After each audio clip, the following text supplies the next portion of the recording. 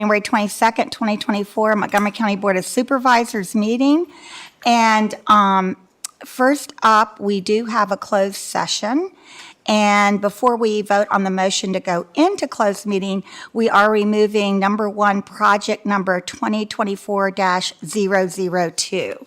So our motion will only be for Board of Zoning Appeals, Economic Development Authority, Social Services Board, those appointments. So we will need a motion to go into closed meeting for discussion concerning a prospective business or industry. We don't have to worry about that. Or an expansion of an existing business or industry. We don't have to worry about there. And so we are just going in to discuss interviews of prospective candidates for employment, assignment, appointment, promotion, performance, demotion, salaries, discipline, or resignation of specific officers, appointees, or employees of any public body. Number 1, Board of Zoning Appeals. Number 2, Economic Development Authority. And number 3, Social Services Board. Do I have such a motion? Motion. And second? Second. Thank you. Madam Clerk, you may call the roll. Ms. Bone? Aye. Mr. Kitts? Aye. Mr. King? Aye. Mr. Fidzikowski? Aye. Ms. DeMotts? Aye. Mr. Grafsky? Aye. Chair Biggs? Aye. 7 ayes. We are now in closed session.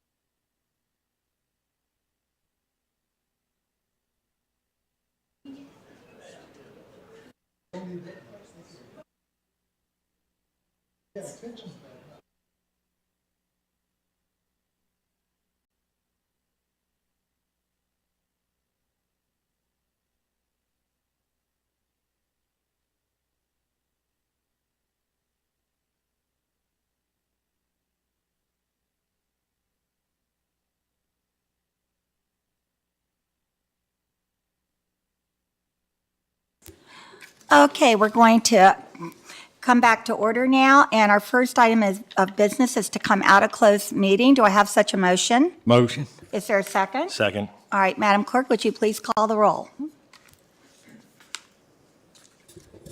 Mr. Kitts? Aye. Mr. King? Aye. Mr. Fidzikowski? Aye. Ms. DeMonts? Aye. Mr. Grafsky? Aye. Ms. Bone? Aye. Chair Biggs? Aye. 7 ayes. Okay, and next, we're going to have a motion to certify. And whereas the Board of Supervisors of Montgomery County has convened a closed meeting on the state pursuant to an affirmative recorded vote and in accordance with the provisions of the Virginia Freedom of Information Act, and whereas Section 2.2-3711 of the Code of Virginia requires a certification by the board that such closed meeting was conducted in conformity with Virginia law, now therefore be it resolved that the Board of Supervisors of Montgomery County, Virginia hereby certifies that to the best of each member's knowledge, 1, only public business matters lawfully exempted from open meeting requirements by Virginia law were discussed in the closed meeting to which this certification resolution applies, and 2, only such public business matters as were identified in the motion conveying the closed meeting were heard, discussed, or considered by the board. Do I have such a motion? Motion. Is there a second? Second. Okay, Madam Clerk, would you please call the roll? Mr. King? Aye. Mr. Fidzikowski? Aye. Ms. DeMonts? Aye. Mr. Grafsky? Aye. Ms. Bone? Aye. Mr. Kitts? Aye. Chair Biggs? Aye. 7 ayes. And now, it's time for an invocation and pledge, and Ms. Hill will lead us. Please rise as you're able for a moment of silence, and then I will lead us in the pledge.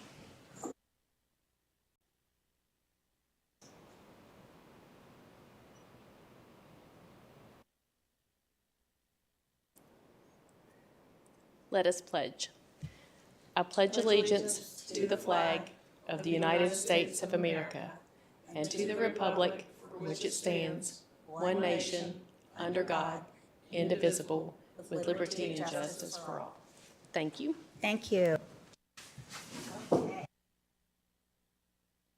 first item tonight.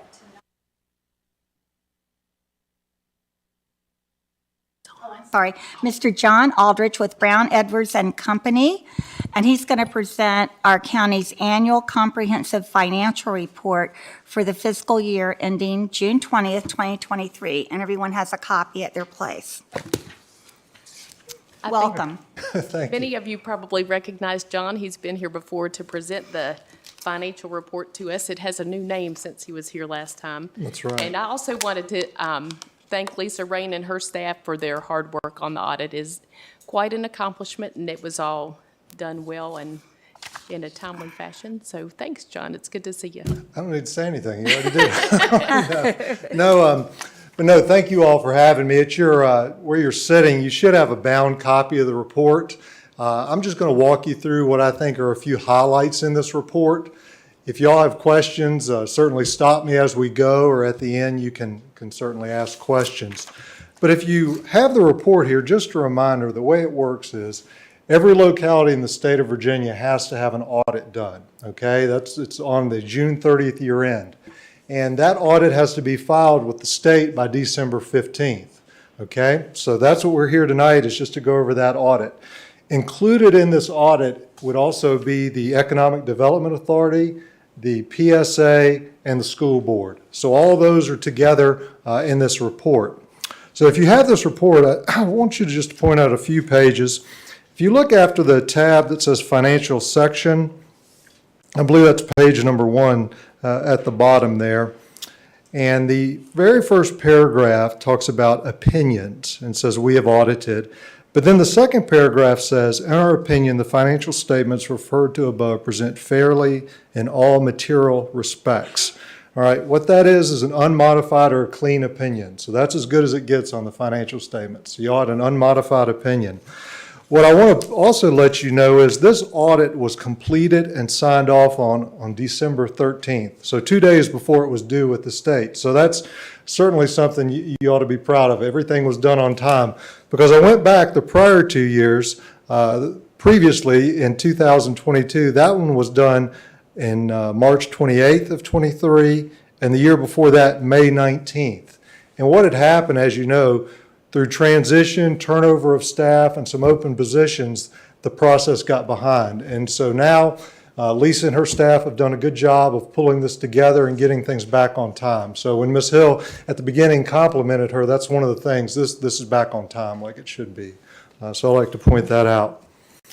All right, then if you would just flip a few pages over to page number 9, and if I skip something, just let me know. But if you look at page number 9, you've got the balance sheet, and this is really just the county here. This isn't the school board, EDA, or anything else. This is just the county.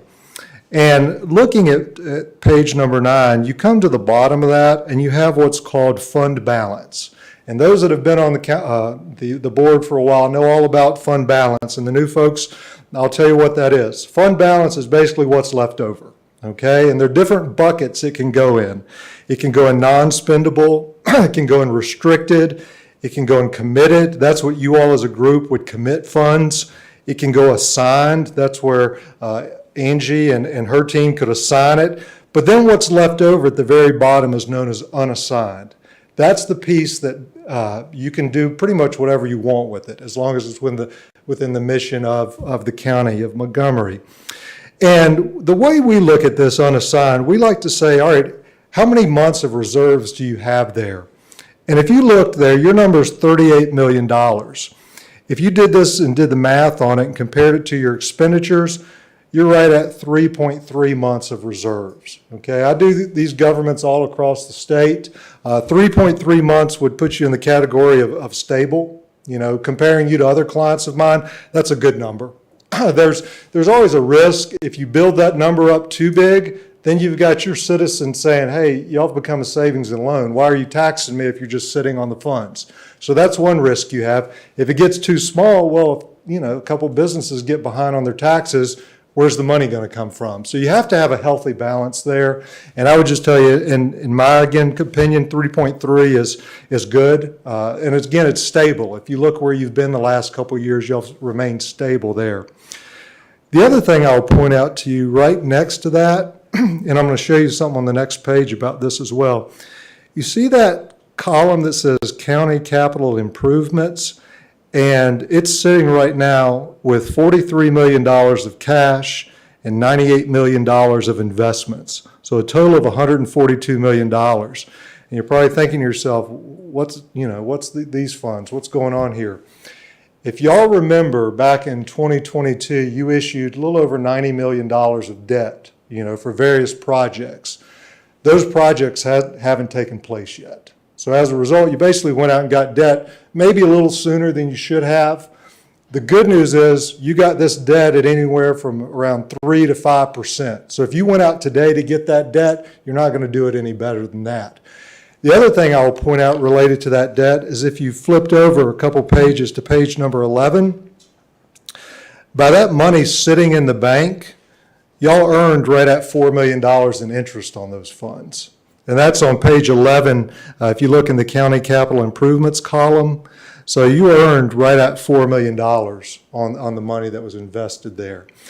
Well, the question is, well, should we just go out and borrow a ton of money and just invest it all and let it sit? Well, the answer is certainly no.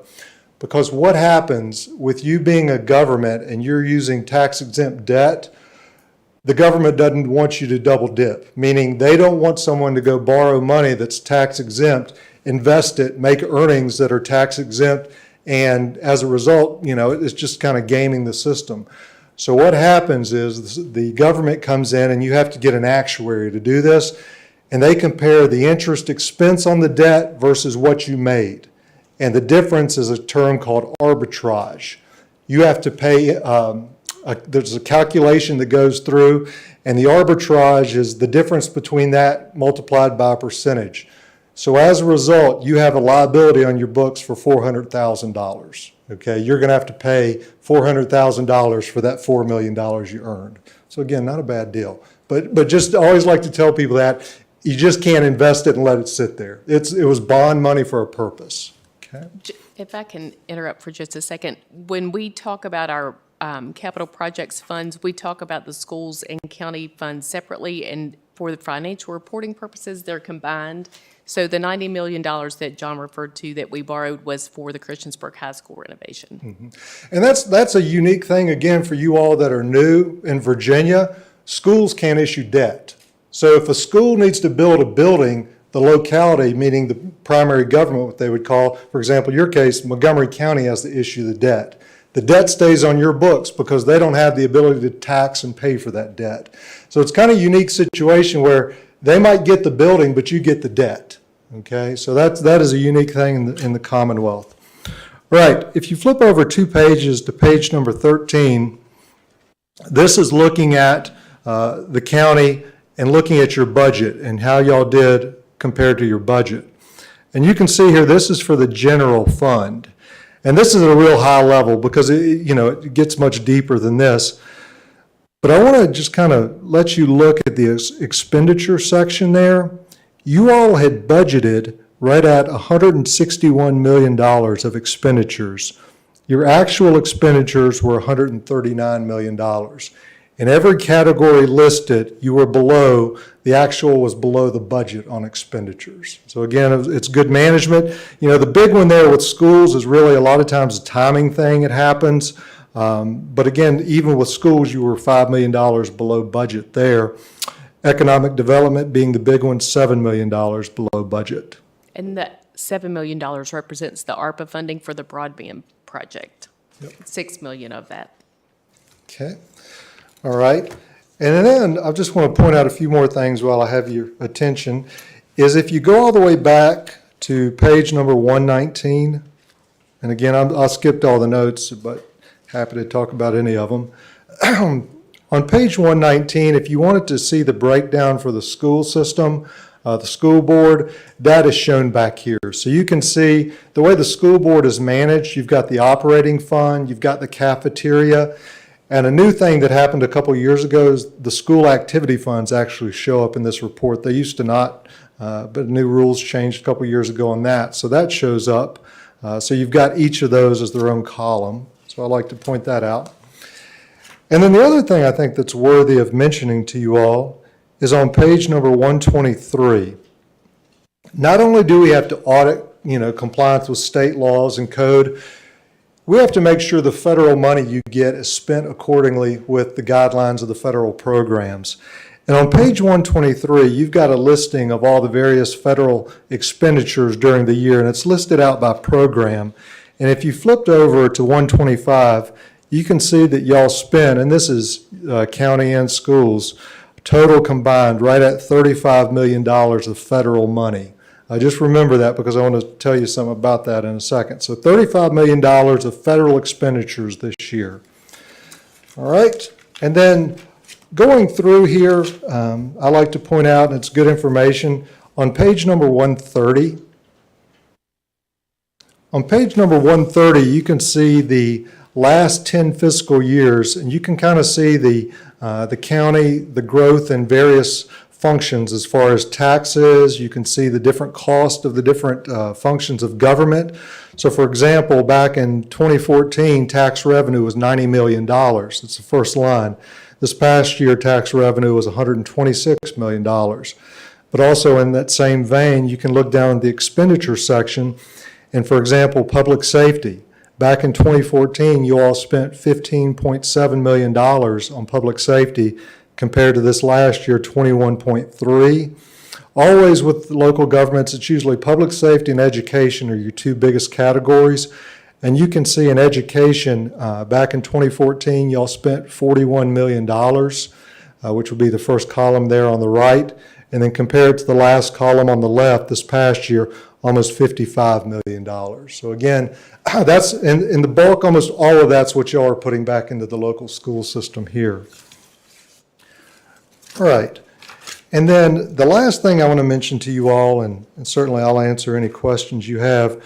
When I told you that you all had $35 million of expenditures, and then we had to audit a certain portion of that, you can see on page 151 all the various programs we audited this past year.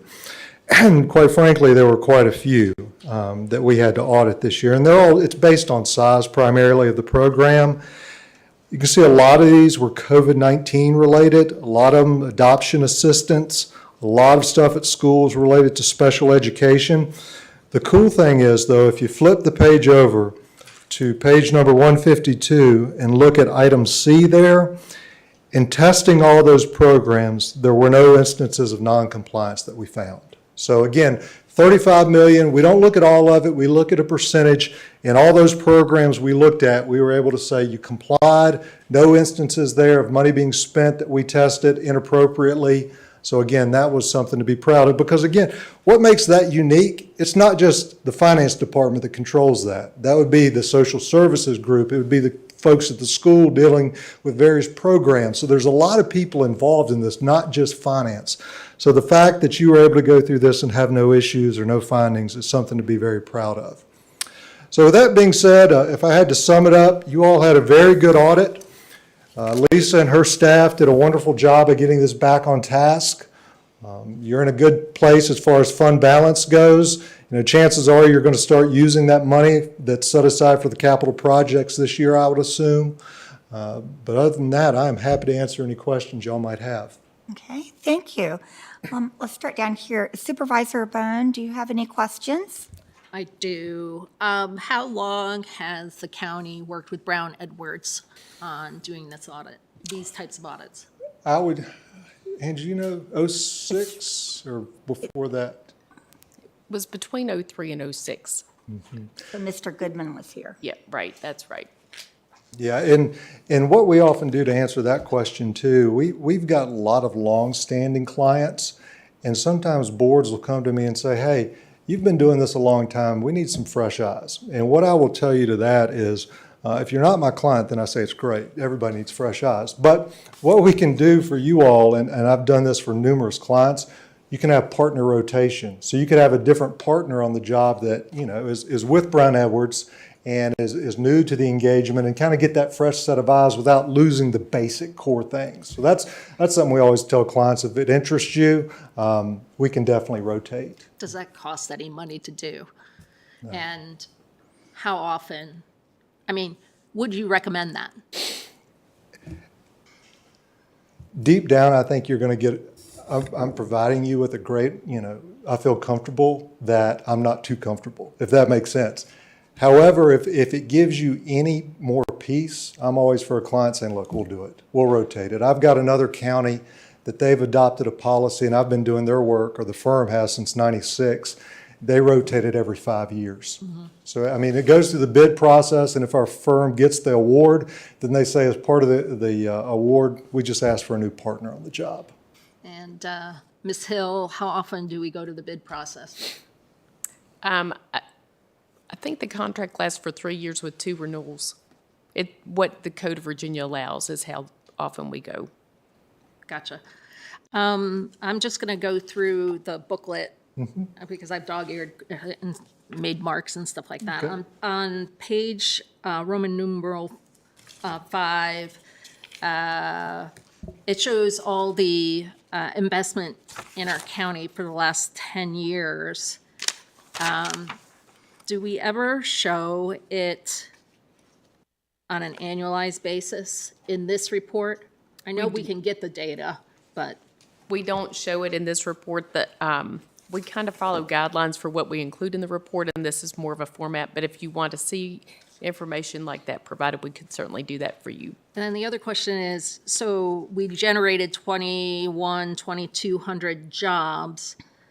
Does anybody know what our unemployment rate has been over the last 10 years? Not over the last 10 years, but we can get that too. Pretty low, though. Right. It is very low. Generally, we're lower than the state of Virginia. Yes. Commonwealth of Virginia. That's what I thought.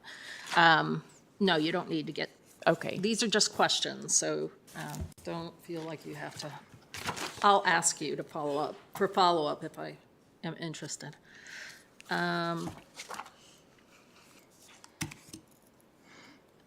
Okay, on page 9, I believe we talked about the $98 million that we borrowed. We actually borrowed $90 million for the schools and I think 10 for the county. And the county has spent a portion of their proceeds. The schools, as you know, are working through the process and I expect we'll start spending that down shortly. I meant to talk about cash first. So you said that 3.3 months is in the stable range. What is the next range below that, and where does that start? As much as I'd like to tell you there's a magic number, there isn't one. Because, and here's why. Think of yourself as a small town, which you're not, and you're a manufacturer, and 50% of your tax revenue comes from one manufacturer, okay? Think town of Alta Vista a long time ago, okay? Alta Vista had Lane Furniture. Lane Furniture was the big employer. They were also a big taxpayer. When Lane closed up, they needed a lot more than 3 months of reserves because it was going to take a long time to restructure the organization. What I tell people is look at your tax base. You all have just looking at it, you've got a very diverse tax base of payers in the county. It's not all one industry. It's pretty good. So chances are that's stable, all right? Strong, if you really want to, sometimes you hear the word strong, fund balance reserves, you're talking 5 to 10 months, okay? Very rare do you see more than 10, okay? When you see more than 10, in my opinion, you're looking at towns, more smaller places. You could pull this up and you could do this math yourself for like the city of Roanoke County. I think you're going to find y'all stand pretty good compared to them. I mean, that's public information. I can get it to Angie or she could do that calculation too. It's pretty easy to see the month's fund balance. I did Roanoke County a couple months ago to their board meeting and I have that information in my office I could get for you. Ms. Hill, does this number of 3.3 months affect our bond rating? It does affect our bond rating. That's one of the items that they always look at. And is this of not too much concern with regard to our bond rating? This does comply with our financial policy, so it's in good shape with that as well. And where was it last year? Do you have any idea? 3.4. 3.4 months. And the year before that? I don't have that one off the top of my head. For our bond rating policies, we look at as a percentage basis, so it's a little bit different allocation, but it's similar. So it was my understanding that the money that we borrowed, the near 100 million or whatever it was, that we're paying interest on it, and yet we're earning interest. And I know that the law doesn't allow us to earn more than we pay. Right. That's what John mentioned So- about arbitrage and the Right. $400,000 liability. So we might be making more than what we're paying, but the state's going to fix that for us. The Is that- state doesn't fix it for us. We monitor that. We have an Yeah. arbitrage calculation firm Yeah. that does that, and they send reports to us and let us know how we stand and what amount we need to accrue. And then when it's time to repay that to the federal government, we will appropriate some of the interest earnings to pay that back, because we don't have to come up with that $400,000 from tax money or anything else. It was generated from the interest earnings, so we'll just appropriate it back to the Internal Revenue Service or whoever we have to pay. Okay, so if I'm understanding the calculation of how much did it cost us to borrow the $100 million, it's less than 1%, right? The arbitrage calculation is less than 1%? The It amount must we have be. to repay? Yes. I was just clarifying the question. Yes. But we're making we're technically making more money than we're paying, and that's why we have to arbitrage. That's right. So if you use the 400,000 as, that's our interest, That's exactly right. right? So Right. it's 0.4% we're paying for this money. Right. That's incredible. For But- 1 year. well- Once you spend that money, you quit earning interest, but you're going to be paying 5% for the next 20 years. That's right. So, yeah, But I that's, mean, we borrowed this money well over a year, maybe 2 years ago. It was in April of '22. Yeah, so, Another consideration is that, in addition to looking at the arbitrage calculation, it's important that you try, which I know all the details of why we haven't spent the funds yet, but it's important to try to spend them in a timely fashion. Right. That's another issue that gets looked at to see that you're not borrowing the money, right. as John described. And, you know, things happen like COVID, so, you know, I get it. I'm assuming that the state is forgiving to a certain extent. It's actually the We're federal not- government, but yeah, Well, we're not abusing that piece Right. of it, is what, I guess, what I'm What- saying. yeah, if, to also put you at ease a little bit, I had numerous clients that found themselves this year with arbitrage because they borrowed money and didn't use it timely, and all of a sudden the rates started paying really well. And so they all found themselves in this position. Because Sure. the funny thing is, this fund, it's called SNAP, State Non-Arbitrage Program. Interesting. So the whole goal is you put money there and it kind of evens out, make enough that you're not going to have to pay arbitrage. But this year the rates went so high, everybody found themselves in a situation of, goodness, we got to pay arbitrage because we made. And we didn't borrow this at 5%, right? it was less than that, but I would have to look and see Okay. what the rate is. It's, the money y'all borrowed ranges from 3.5% to 5%. Interesting. Different amounts, each year pay, and those are at different rates, but it goes from 3.5% to 5%. On that 100 million or on everything that we? On the 100. Okay. Or the 90. Yeah. Both of them were at, the other one y'all did for the county was 3.25% to 5%. So again, both of them in that same range. Okay, let's see, what else do I got? Page 119. What is school activity?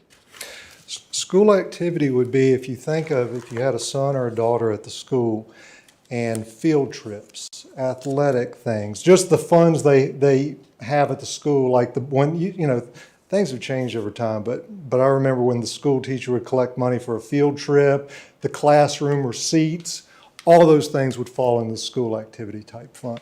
So this isn't necessarily paid out of the school budget. It No, could have this is been 100%. raised. A whole bunch could have been raised. This is almost all extracurricular stuff that they raised at the school level. I Yeah. see. The clubs, whether it be your choir, your football club, all those would show up here. Let's see. All right, 131.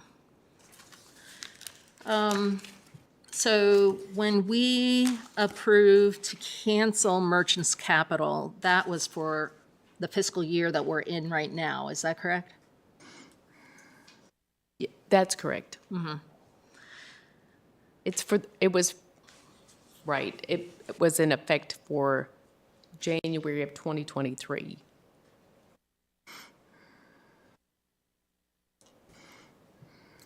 In the second column, personal property and mobile homes, how much of that is mobile homes? Would you say 10%, 20%, 5%? Of the assessed value. We'll have to get that for you. I don't. I'm just curious. Yeah, I don't know that off the top of my head.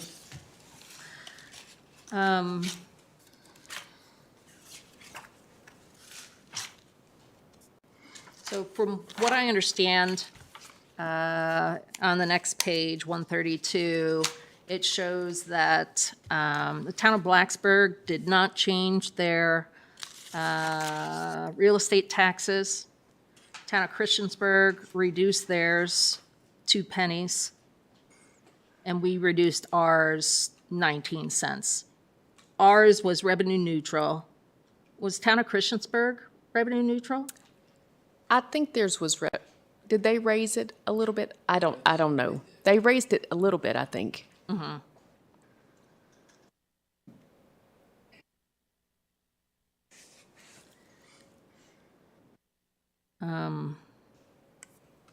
That's all I had on that.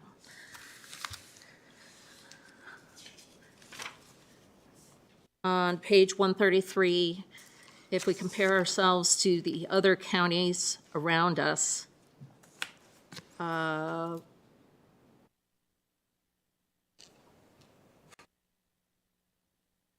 like Roanoke County, City of Salem, City of Roanoke, all have real estate taxes much higher than ours.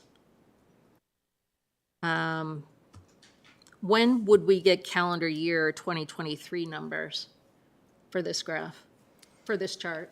For the 24 audit, for the fiscal. Okay. But we could, if you want those rates now, we can do that for you now. Yeah, I actually would Okay. like that.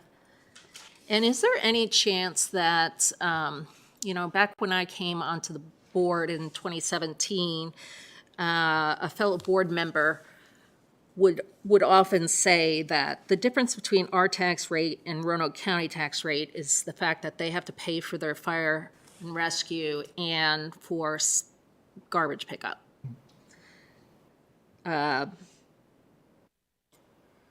So that's 20 cents is basically how much that costs. Do you have any idea? No clue. I live in Roanoke County, and I do appreciate them coming to get my trash. But I don't have to take it anywhere.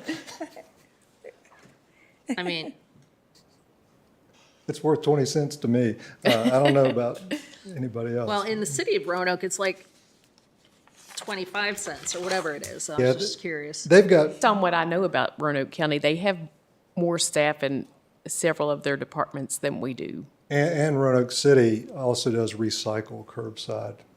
Roanoke County doesn't do that, so that's a different service they provide. On page 134, I was surprised about the business that's listed first compared to the one that's listed second for both fiscal years.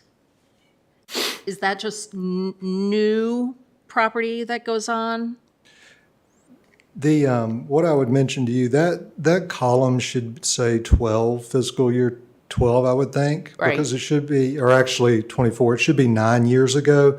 The heading is just wrong on that column on the right. The numbers are right, just the heading is wrong. So it's really, if you look at that 98 million compared to the 1.2 billion, that's a 9-year swing. And again, if you would go to, Years ago. Right. It Right. was 98. right. Okay. And I would just encourage you maybe to go to that website of that business and look at the various apartment buildings. There's a long list. And a lot of the new growth in the Blacksburg area is going to show up there. But it surprises me when I look at the second business and there's real estate assessed value of 0 or nothing They weren't in the, years ago. they weren't in the top 10. So the way this report works is the top 10 for the last, yeah. 2 different businesses. Yeah, it's sold. And The number part of- 2 business transacted, so. Yeah. Yeah. Part of the reason this chart looks unusual is because of how the entities are structured and how many businesses people have in different names and Yep. that kind of thing too. Yeah, so that one that's number 2 this year, 290, if you look over on the other column, they were at 141 million. Right. Different name though. Second to last. Yep. Yeah. I got you. And that's it for me. Thank you very much. Yeah, you're welcome. I like questions. It's good. Okay, Supervisor Kitts, do you have questions at this time? We can always come back to. No, not at this time. Okay. Supervisor King? Now, I'm still going through this, but I do got one request, though. Okay. On some of these pages, like on page 133, could we get that printed a little bit bigger? Yeah, it's hard to find, wasn't it? We have It those was. files, we can print them so that you can actually see them. That's all. Yeah, good point. Yeah, I'll say this. I failed to mention this. Your staff prepares this entire report now. Years ago, you used to pay us to kind of pull it together. 100% your team's doing this now. So that was a cost savings, the fact you are able to do that. I seen you point towards her. Yeah, she's, I'm not doing it anymore, not myself. I might give guidance once in a while. Okay. Supervisor DeMotts? I don't really have a question so much as I'm just looking at pages 152 and 153 right now where we have the material weakness. And I'll tell you, my opinion as I read that is that we have people in our finance department that have overlapping duties, maybe because we don't have enough positions or people available. And so I read material weakness, but then I read your opinions on it a little bit deeper and see, you know, that's a material weakness that could be solved by staffing and not a material weakness of the county. It's just a lack of people. Am I correct in how I'm interpreting that? yeah, what has happened over time, it's a risk that you all have accepted, saying, look, there's a certain risk that we have by not having all these positions filled, so there is some overlap. In an ideal world, these positions would be split. Well, is it worth X dollars? You know, you all have good, what I would call compensating controls, but the fact of the matter is it still could happen. And that's kind of the way we have to look at it. There's pretty good potential it could happen. So I look at that and I understand what you're saying, and I look at that and I hear a staffing need. Right. And I'll just put that out there for all of us to hear from me say. I see a staffing need. Mr. Aldridge, thank you so much for bringing this to us tonight and for your presentation, and Lisa especially, thank you for all of your hard work. This is really great. I know year after year we get a very clean audit, and we have again. So thank you so much. That's all. Thank you. Supervisor Grasky? I was going to go for material weaknesses, but Supervisor DeMotts beat me to it, so thank you for that summary. And thank you for the presentation. Yeah, Okay. thank you. Vice Chair Fidzikowski? No, I don't have any questions. It was a very good explanation, and the questions answered everything that I had, so thank you. You're welcome. Anybody have any other questions, comments? I will say, I serve on a lot of other boards and commissions, and that comes up, the finding, a lot because of staffing. Yeah. It does. So it's not something that just happens here. No, it's not. And auditors have to make you aware of that. I Yeah. mean, it's kind of our Yeah. job to make, and then y'all decide what you're going to do with it. Yeah. Well, I think Supervisor DeMotts was on the right track. Okay, well, thank you so much for your presentation. Thank you all. And this really is an invaluable tool as far as information. And if we have any questions, we can direct them back to you through Ms. Hill. Is that what you would like? It'd be perfect. Okay. All right? Good All deal. right, thank you Well, so much. thank you all. Appreciate it. Okay. All right. Okay, yes. 1 second. Something's wrong with my mic. Oh, Is it okay? it's better now. Maybe it got stuck or something. Okay. All right. Now this takes us to public hearings, and we do have one tonight. Justin will be making his way up. It's a special use permit by Roy Bolin Estate, and it concerns a manufactured home in the R3 residential zoning district. Okay, welcome, Justin. Evening, everyone. It's good to be with you. As Chair Biggs noted, we have a request for a special use permit. This is in the R3 residential zoning district to orient you to the property's location. The star here indicates the location of the property in the western portion of the county in the Plum Creek Village near the city limits of the city of Radford. The vicinity map on your right gives you a bit more of a zoom in to show you that proximity again to the city of Radford. This is Radford Road, Route 11. This is Fire Tower Road to orient you. Your aerial map of the property is on the left. You'll see there are several parcels that are located along Radford Road. However, we're talking primarily here about the parcel that is highlighted in yellow. Again, Radford Road here, Fire Tower running along the western property boundary. While we have the aerial here, I do want to point out Plum Creek itself actually does run along the northern property boundary. And as a result, we do have some flood hazard area on the property located near Radford Road. The AE floodway and then the zone AE, those are both flood hazard areas that have restrictions to be able to place structures within them. However, the site plan that's been submitted by the applicant is well outside of those hazard areas. Your zoning map is on the right. Again, the parcel is highlighted here for you in the R3 residential zoning district. Surrounding properties in green are zoned A1 agricultural. The properties in the orange are zoned general business. And then across Radford Road in the blue, you have M1 manufacturing. So the parcel is a little under a ½ acre in size. The applicant seeks to place a single-wide manufactured home on the property. That's classified as a Class A manufactured home. Both Class A and Class B, more commonly known as double-wide manufactured homes, are permitted in R3 only by an approved special use permit. I will note that there are other manufactured homes in the area that predate the existing zoning ordinance that was adopted in December of 1999. Here's the site plan that's been submitted. The applicant worked with county staff to get this sketched out. Again, Fire Tower Road, you can see a driveway is proposed off of Fire Tower to access the property. And then the single-wide manufactured home would be placed here. You'll note two porches or decks that are being proposed as well along the property. Even with the decks, the proposed location meets all of the setback requirements in the R3 zone. Here are some images of the property. The property line is roughly just past this hill here, going down to the creek. But again, you can see the relatively flat area where the home would be sited. This is looking back toward Radford Road, again, Peak Creek that runs along the road there. And you can actually sort of see where that flood hazard area is just due to the topography change.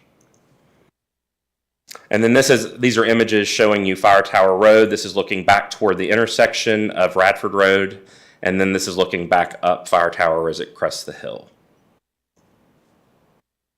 So in evaluating the impacts, VDOT did review the proposal and took no exception. They looked at both the additional traffic that would be generated as a result of the use, as well as the location of the driveway for site distance concerns, and had no objection to approval of the request.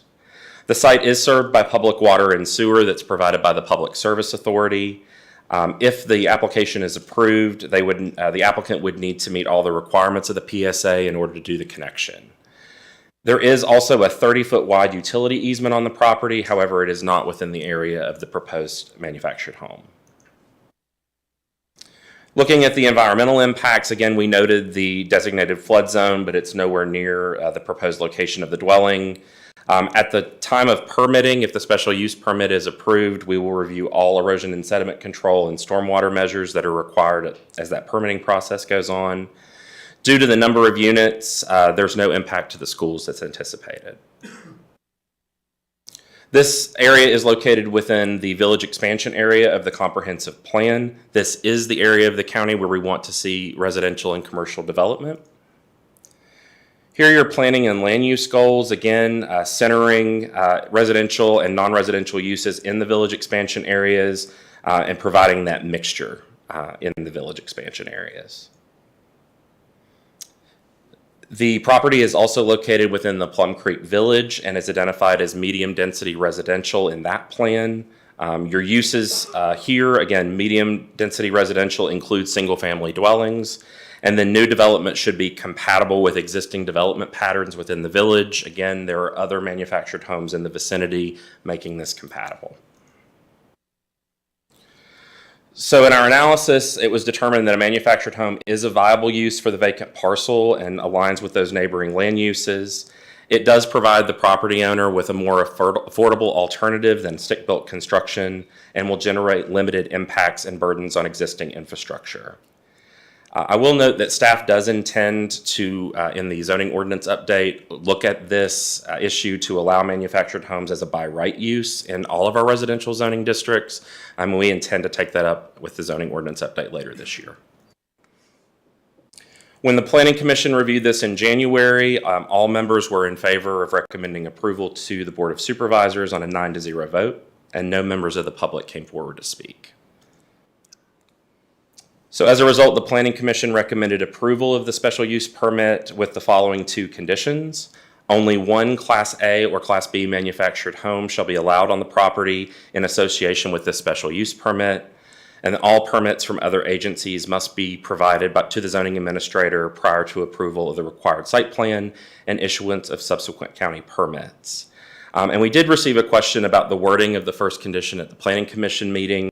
This gives the owner flexibility in the future if they were to want to place a double wide on the property, and they would not have to come back to amend their special use permit. We did notify adjoining property owners in accordance with state and county code. A public hearing sign was placed on the property and ads were run in the news messenger. As of today, staff has received no inquiries related to this request, but we may have folks here this evening to speak to you. And with that, I will take any questions that you have. Okay. Let's start over here. Do we have anyone over here? Okay. Supervisor Bond, you want to start? Just one question. Okay. One of these maps, you said that there are other Class A, Class B manufactured homes nearby. Can Yes, you ma'am. kind of point to them, Let me go please? back to the zoning map for you. Let's see if you can see anything. So in the image up Fire Tower, there are additional ones. You just can't see them in the photo, but let me go back to the map here. So there are some located on the A1 portion, which we do allow manufactured homes in that area by right. And then on some of the R3 parcels that are further up out of the frame, there are also homes that are manufactured in that area. Great, thank you. Yes, ma'am. Okay. Supervisor Kitts? Yeah, I don't have any questions at this time. Okay. And Supervisor King? Just one question. You said you reworded the policy, so if later on they want to put a double wide on there? Yes, sir. So the condition saying that only one Class A or Class B, that gives them that flexibility in the future if they wanted to do a double wide. So they could do so without having to come back through the process. And they can remove the one and put the other? Correct. Yes, Okay. sir. That sounds good. Thank you. Okay. Supervisor Grafsky, any questions?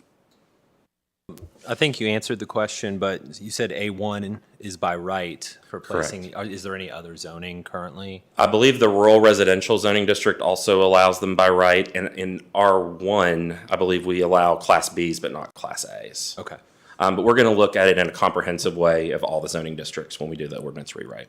Great. Thank you. Okay. Supervisor DeMotts? Hi. Good evening. I want to start by saying that what I say is in no way directed towards you or the planning staff.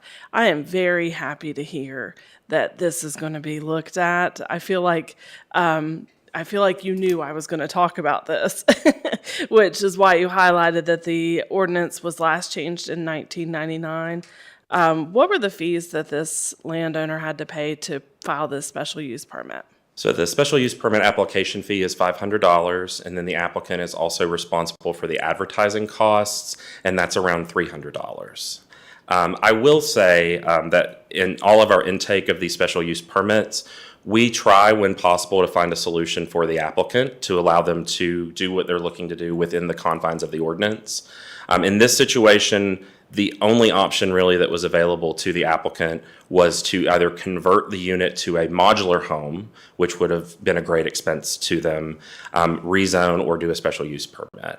And for time and cost, the recommendation of staff was to go through the special use permit process. And I appreciate the staff doing that because with a Class A or a Class B, those are known to be one of the most affordable housing types. And so that $800-ish cost, I'm sure, was an incredible burden to the applicant.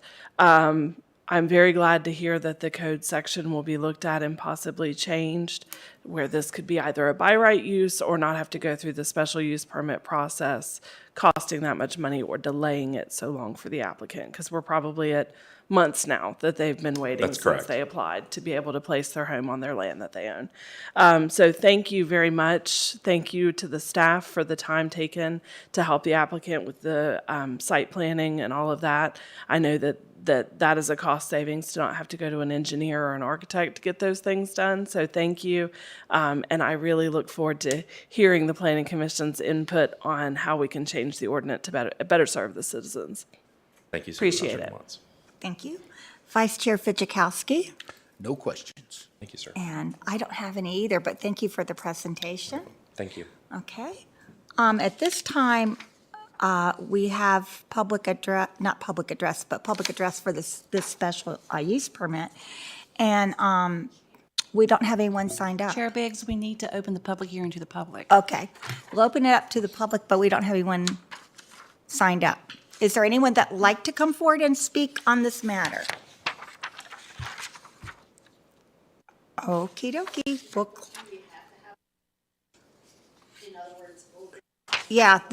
We're going to close it if no one comes forward. Yeah, we just opened it. I opened it. Yeah, but we don't have anyone. Okay? All right, then we'll close the public hearing on this and we'll move to public address. And I'll read our policy out loud. We don't have anyone currently signed up, but you can come forward after I read the policy. So our policy states that we have a public address sign-up sheet outside the meeting room that speakers can sign up ahead of time. And they're required to give their name, address, and phone number and list the subject matter on the sign-up sheet. Following those names, which we don't have any tonight, then we'll go ahead and entertain speakers from the audience, and they'll have 4 minutes. At 3 minutes, you'll see a yellow light go off, meaning that you have 1 minute left, and then when the red light goes off, your 4 minutes is finished. All comments must be directed to the chair and other supervisors from the speaker's lecture and not at the members of the audience. And when you come forward, please do state your name and address. Any written comments or statements that you would like us to have, you may give to our clerk, and she will see that we get them. If a speaker engages in a personal attack or uses profanity or abusive language or debate with the audience, they will be judged out of order. And our proper behavior that we encourage is not to applaud or to make loud noises, and we very rarely have that happen here anyway. So is there anyone that would like to come forward at this time? Okay, Mr. Beard.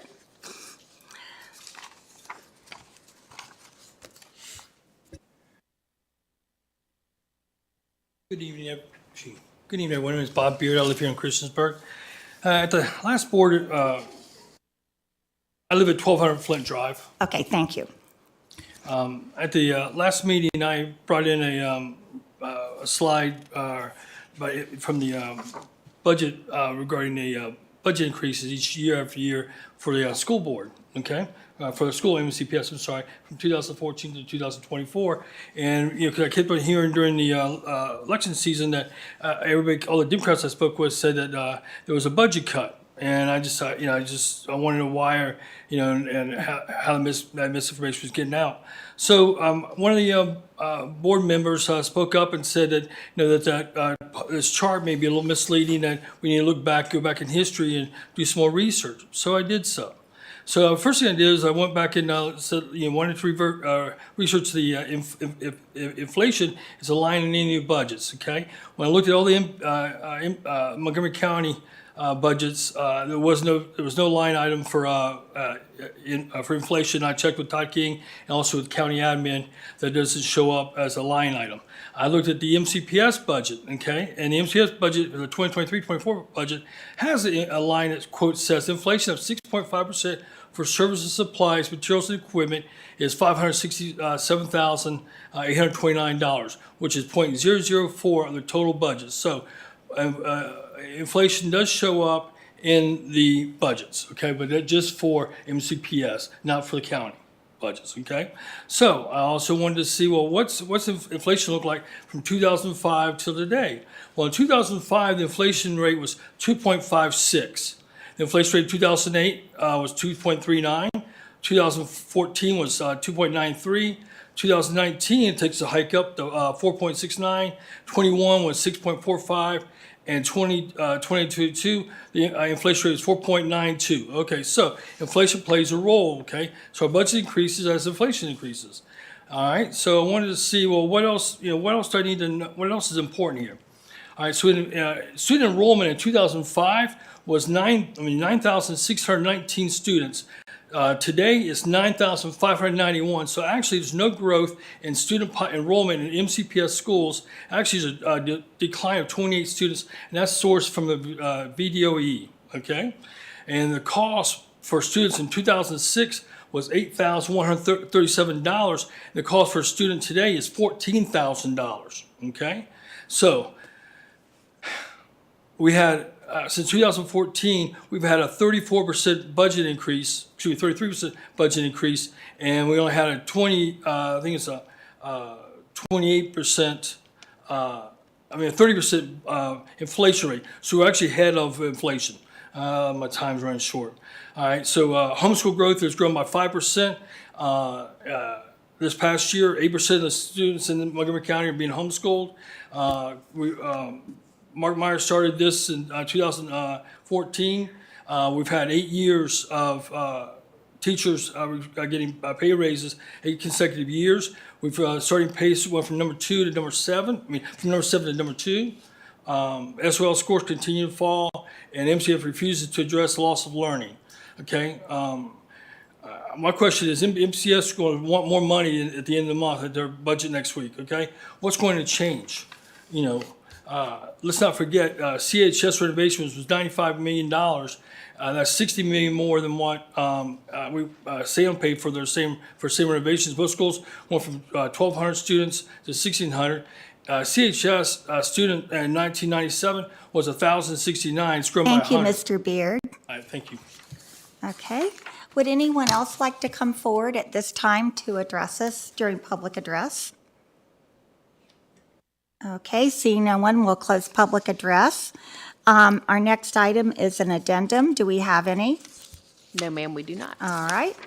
Then we'll move to that. And our next item is to enter into a work session. We have 3 topics listed that we're going to talk about: preliminary revenue estimates, employee retirement benefits, and comprehensive plan amendment and zoning ordinance amendment for large-scale solar energy systems. Do we have a motion to enter into work session? Motion. A second? Second. Okay. And Madam Clerk, would you call the roll? Mr. Fidzikowski? Aye. Ms. Demotz? Aye. Mr. Grafsky? Aye. Ms. Bone? Aye. Mr. Kitts? Aye. Mr. King? Aye. Chair Biggs? Aye. 7 ayes. All right. And Ms. Hill? Thank you very much. We'd like to welcome Mark Magruder. He is our Director of Budget Management and Budget, and he's doing a really amazing job with his revenue estimates, as he always does. It's a challenging time to do that, much more so than it has been in the past, but I think he'll have some good information for you this evening. Welcome, Mark. Good evening. Well, this marks really the start of the budget process. So I want to give you an update on our fiscal year 25 preliminary revenue projections. So what I'd like to do is kind of give you some background information, particularly for the new board members. So county revenue falls into 2 different categories. We have undesignated revenue and designated revenue. The difference really is whether or not those revenues are restricted or not. So undesignated revenues are unrestricted revenues, meaning that they can be used for just about any purpose. Designated revenues, on the other hand, are restricted revenues. They're earmarked for a specific purpose and can only be used for that purpose. So when we look at the structure of our revenue, the undesignated revenue piece is really the bulk of the county's revenue. It makes up about 89% of county revenue. And as a general rule for that piece, there are 3 revenue categories that drive the lion's share of our revenue growth on a yearly basis, and those are real estate taxes, personal property taxes, and sales and use taxes. Designated revenue makes up about 11% of our revenue structure, and that's primarily compensation board revenue, which supports our constitutional officers, and local user fees.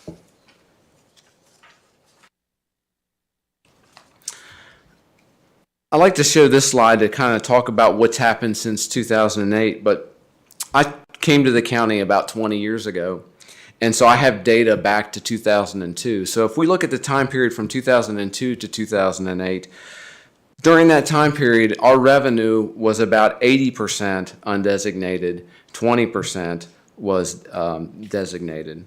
And that went through all the way up through 2008. As soon as 2008 hit, we had the major recession, or the Great Recession. And since that time period, really the local revenue piece has kind of outpaced what we receive from the state. So essentially, our local revenues have outpaced what's been happening at the state level as they've kept their revenues relatively flat. So in 2009, just to kind of give you how this moved, in 2009 we were at 81%. By 2013 we were at 87%, and we've hovered right around that 89% number since 2013, or about around 2014, somewhere around there. So local governments have been responsible for generating additional revenue to adequately fund public education, public safety, and our constitutional officers.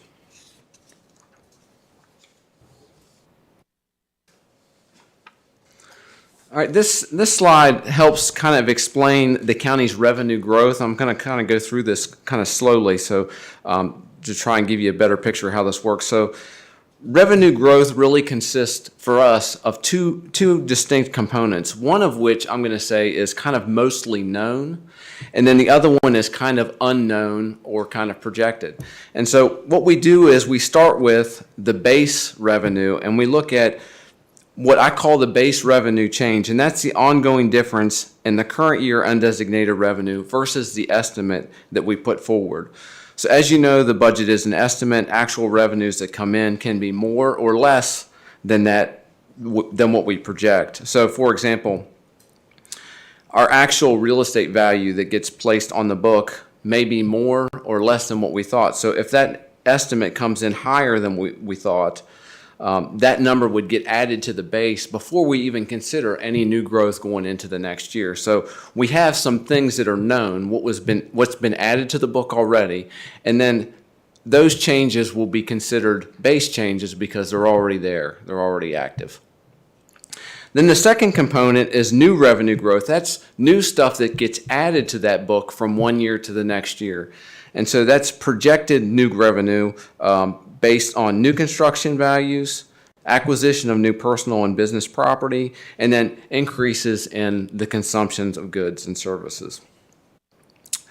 So we take the base revenue change plus the new revenue growth. That gets us our total revenue number going into the next fiscal year.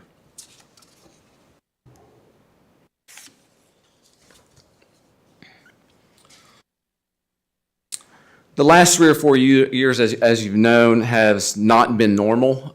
We've seen a lot of different things that have happened that haven't happened in the past. And so the county is still experiencing growth in current year revenues that is above historical trends. However, revenues are trending back to normal levels.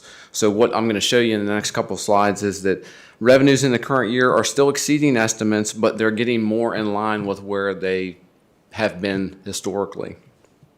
And while we expect to retain some of this growth as an ongoing base revenue, some of that revenue is expected to be one-time in nature. So in the current year, for fiscal year 24, we'll start at the top. This is the big one. The county's interest rate on savings increased from 36 basis points, or 0.36%, to 5% over a 14-month period.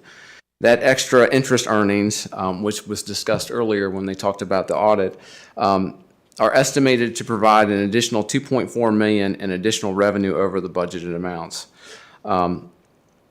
Last year, when we put the revenue projection together, there was discussions at that time that interest rates were going to drop, particularly because of things that were going on with the economy. They thought the Fed may have to respond and lower interest rates. Those expectations were held on Wall Street. Those did not materialize. As we look forward into the next year, there are further discussions about interest rates being reduced. In fact, I read a report this morning that indicated that they think that there will be rate reductions at every single Fed meeting from here forward. There's mixed opinions on whether or not that's going to happen. So we don't really know what's going to happen, but they're talking about that. The Fed themselves, Chairman Powell had indicated 3 possible rate reductions in the current calendar year and 3 to 4 additional rate reductions going into the calendar year 25. Both of those will affect the fiscal year 25 budget. So that particular revenue source at 5% right now is giving us an additional $2.4 million in additional revenue. Delinquent tax collections are up around $700,000, and that's due to the Treasurer's continued collection efforts and consumers' ability to pay.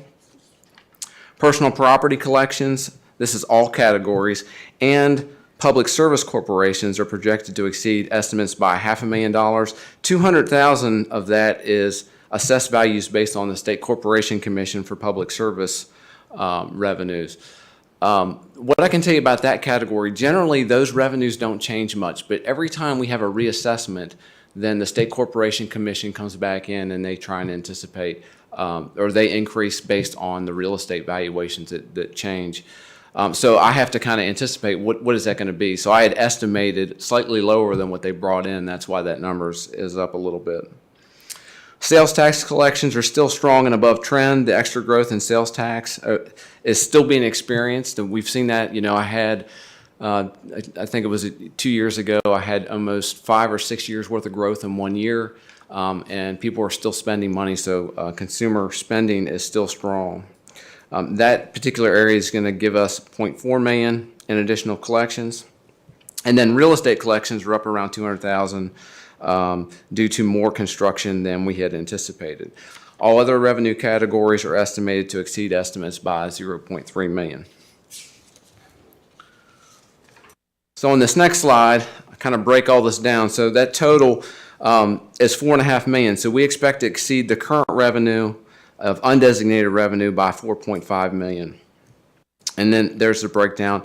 And so what I've shown here is what we're going to exceed our revenue, or what I anticipate us exceeding our revenue in the current year by category. And then how much of that do I think we're going to retain going forward into the next year before we even discuss adding the new construction value and new growth on top of that. So for real estate, we're going to exceed estimates by $200,000. We'll maintain that $200,000 going forward. Sales tax collections, it's right at $400,000. In excess revenue in the current year. I think we'll retain around $200,000. Interest on savings, again, this is the wild card. We're in the process of having a new banking services contract. So depending upon which bank we get and their liquidity issues and their willingness to pay interest will all be a factor in what kind of interest rate we'll receive. So right now I have anticipated that interest rates are going to come down from 5%, which is what we're currently receiving, to around 3.5%. We may adjust that number upward. I don't think it will go below 3.5% unless we have some catastrophic thing that happens in the next month or so. So right now I think we can retain about $600,000 going forward at the 3.5% rate. We talked internally today about this, and not to get too much in the weeds, but Mark and I agree that long-term that interest rate is not going to hold, but it's hard to predict when the rate's going to go down. And we talked about one alternative if the board chose to do this, and this is for a discussion down the road, but I wanted to bring it to your attention just a little bit tonight so you won't think later, like, why did they not say that? One alternative to only including $600,000 as a base change, we could include more than that and then just make sure that the difference is set aside for a one-time item. So we could say, for example, include more of a revenue estimate and then put it for a transfer to capital. And then if the rates dropped, we could pull that back and not transfer the funds to capital. But then it would show that we are acknowledging that that could be higher. So that's just something to keep in mind as we move forward. We did have a meeting with the bank earlier this week, and in discussions with them, I kind of wanted to feel it out and say, where do you think interest rates are going to go from their perspective? And they were non-committal, obviously, because nobody knows what's going to happen with interest rates. But when I told them that I was going to tell you that I had it set at around 3.5. They didn't think that was unreasonable. But, you know, the difference between a 3% rate and a 5% rate on the amount of money that we have is a lot of interest earnings. Personal property categories, again, we're going to retain, I think we'll exceed estimates by $500,000. We'll retain that going forward. Delinquent tax collections, right now we're exceeding estimates by a projected $700,000. I think we'll retain $300,000 going forward.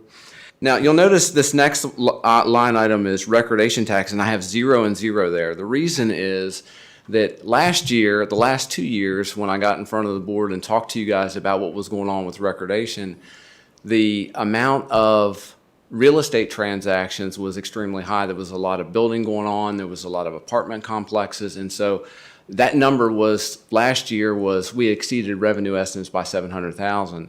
And I had indicated potentially that was going to go away, and it did in fact go away. And so we are back now to normal trend. And so, you know, that's kind of, like I was saying earlier, things are starting to trend back down to normal levels, and that's one of the areas in which it has. All other categories, again, we're up around $300,000. I think we'll retain $200 going forward. So of the $4.5 million at this point, I think we can, we're safe to assume that we can retain $2 million of that going forward before we add new growth going into next fiscal year.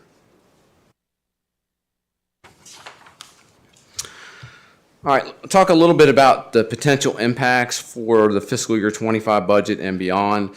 So opinions vary on the economic outlook for calendar year 24 and 25. As I looked at reports through December, everybody seemed to think we were going to have this massive, or not a massive recession, but we would have a recession at some level.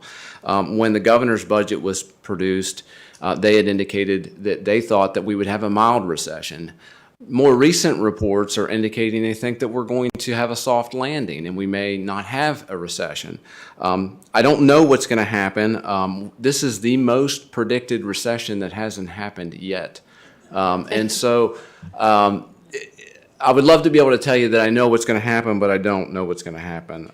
But I can tell you what I know that is going on in the economy and kind of give you a framework for what's happening right now. So what we do know is that the labor market is tight. There are a lot of job openings, and there are scarce workers. And that has been persistent through much of 2023. Inflation, it's come down. It had peaked as high as 9.1% at one point in 2022. And at the end of 2023, the estimate was 4.2% was the yearly estimate. For December, it was 3.35%. So we are still high in inflation. The Fed target rate for inflation is 2%. So we're still significantly above that 2% mark at 4.2%. I want to talk about money supply issues. This is a new one that just popped up. And so there are two measures of money supply. One is what they call M1, and one is what they call M2. And so to make it simple, M1 is a measure of the amount of money that's hanging out in circulation. It's stuff that people can get easy access to. So it's money in your checking account, money you have on. Then you have the second category, which is called M2, and that includes everything in M1 and then everything else that is still, it's available, but it's a little harder to get access to. And those would be monies that are in money market funds and CDs and savings accounts in banks. And this second measure is something that is concerning economists right now because it's the first time since the Great Depression that there's been a considerable drop in that number. It's down 2%, and the last time it was down at that level was during the Great Depression. In fact, there were 4 other times prior to this in which the M2 number was down, and every one of those events resulted in deflationary depressions.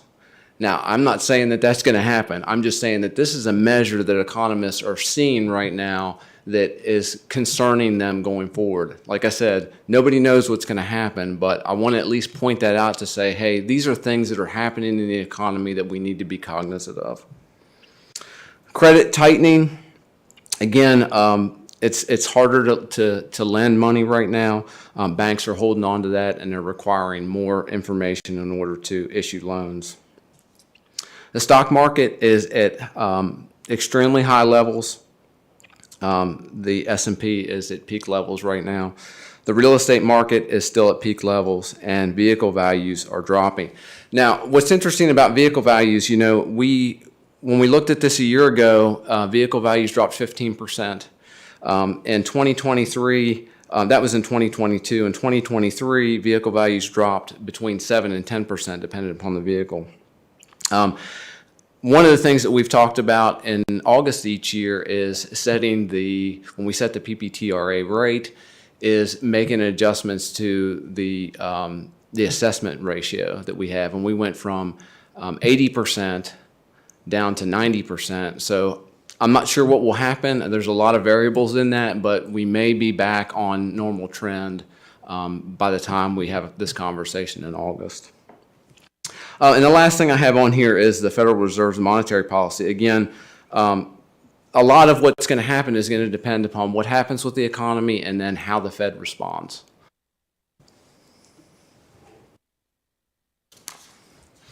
All right, so let's talk a little bit about the new revenue growth. Historically, new undesignated revenue growth is around 2.2 to 2.5 million per year.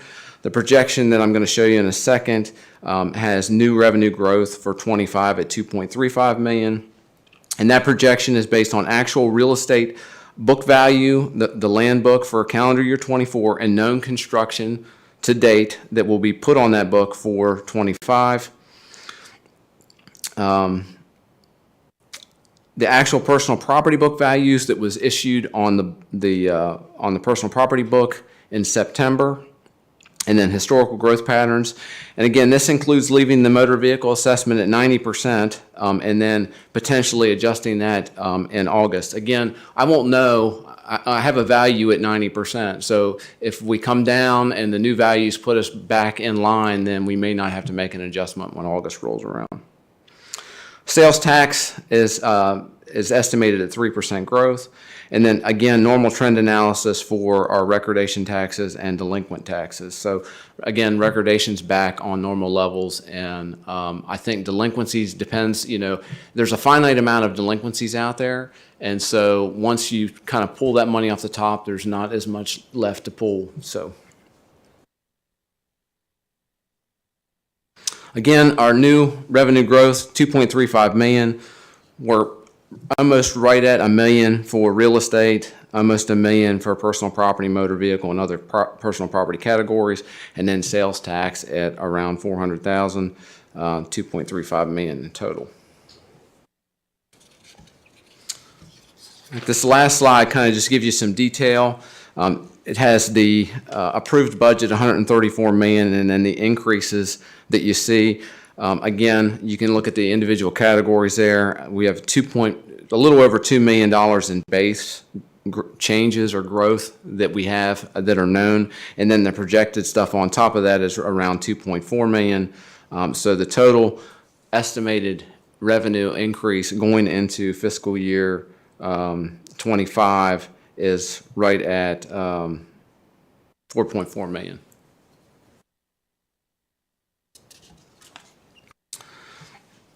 Talk a little bit about the governor's proposed budget. According to the schools, additional state funding for fiscal year 25 is estimated right around 5.5 million, and that's based on the governor's proposed budget and an ADM of 9,200 students. On the county side, there were no increases in the proposed budget, ongoing increases for locally supported employees, but there is a 1% bonus on December 1st of 2024, which is in fiscal year 25. There are some non-supplanting legislative language that basically says that the county is required to give that as a bonus or we won't receive the revenue. So there are some strings associated with that, but that amount of funding is just over $70,000. And with that, I will be glad to try and answer any questions you may have. Okay, thank you, Mark. All right, let's start with Supervisor DeMott. Do you have questions at this time? I do have a question about your last slide, and it's really the only question I have. Okay. On the compensation board increases, what are our strings there? And I guess I'm asking more like, so we have our compensation board employees that are paid by the compensation board, but are there other employees in those offices that then we would either not be giving a bonus to because they're not classed as a compensation board employee, or I guess I'm just kind of highlighting that Yeah, a 1% bonus is yay, we get that money back from the state, but how much do we have to spend to get it?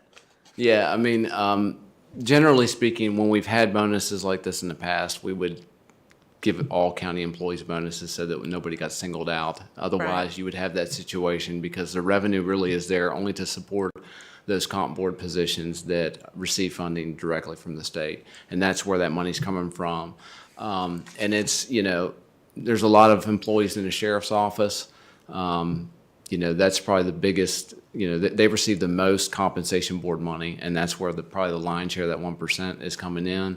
But they also have, I think just off the top of my head, around 23 or 24 employees that are county funded that wouldn't receive that because they're not state positions. And then you have that in almost every constitutional office. There are county people that wouldn't receive the bonus. So a few other questions about the compensation board, and I know you're not here to talk about this. I appreciate your report, and as always, your numbers are always incredibly accurate, and I'm very grateful that we have you and have had you for 20 years. Back to the compensation board. So the reason that we have in, for example, the sheriff's office, 24 county-funded employees is because we have found that is the ratio that we need, officers to people or employees within that office to be able to effectively operate Sheriff Parton's office.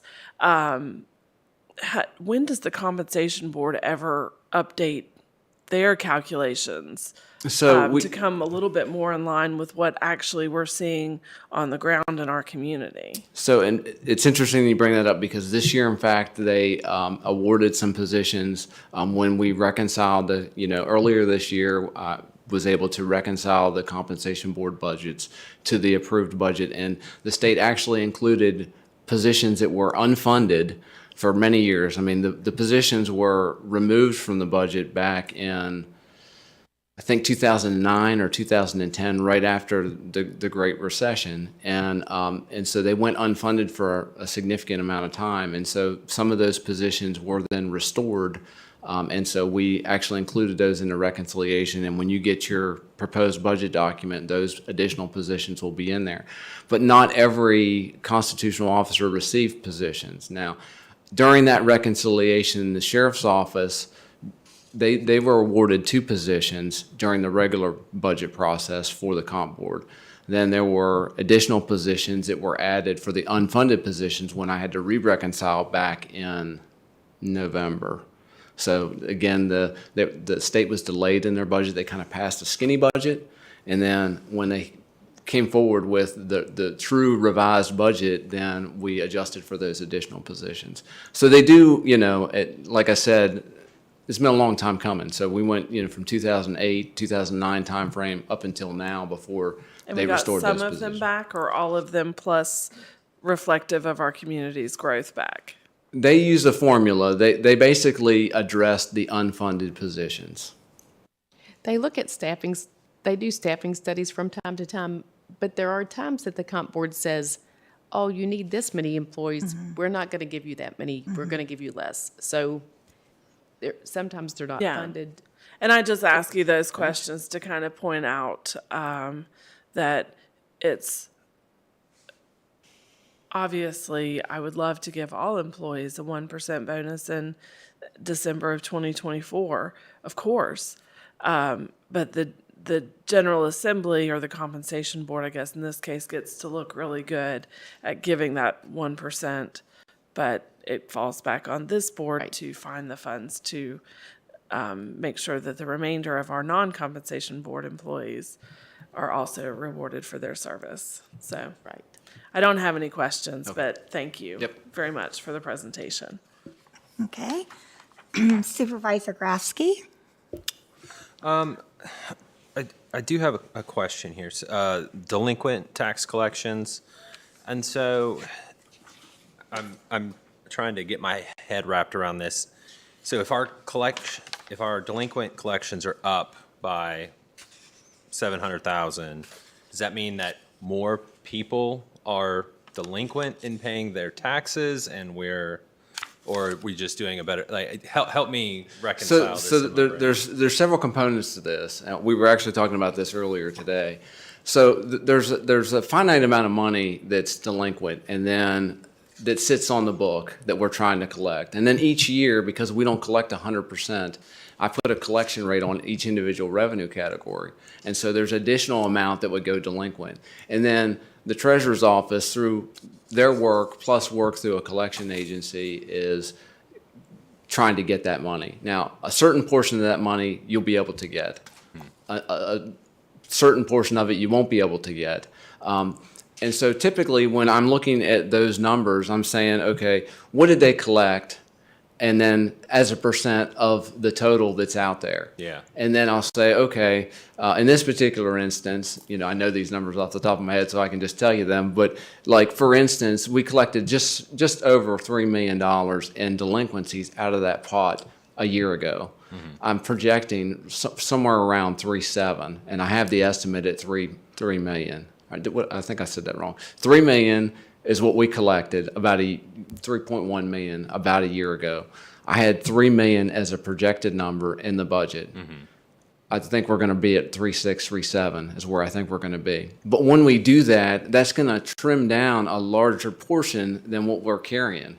Mm-hmm. Mm-hmm. Okay, so that means there's going to be less in the next year for them to pull. So if I were to put 3.7 on there again, I'll be pulling a lot more money than what is available after we get a big chunk this year. Mm-hmm. And so it's kind of hit or miss, I don't exactly know how much they're able to pull, but you don't want to try and put that number too high. And I don't want to see that number. Right. We don't want But to see that number there's two things. One, and I don't have the answer for you mm-hmm. as far as what people are actually doing, but one, it has to do with, our ability to get that money. In other words, if the people have the money to spend, they're going to, and we go after them, then they'll have it. But if they don't have it, they're not going to give it. So part of that's the consumer's ability to pay. Yeah. And then two, at a certain point, if you don't pay your taxes, then the treasurer will work with the county attorney to try and get those properties sold to get our money back mm-hmm. from the taxes, the delinquent taxes. Mm-hmm. And so that kind of takes a little while for that to happen. Sure. Okay. Hopefully that answered your question. Yeah, it did. I was just, like I said, trying to kind of wrap my brain around that.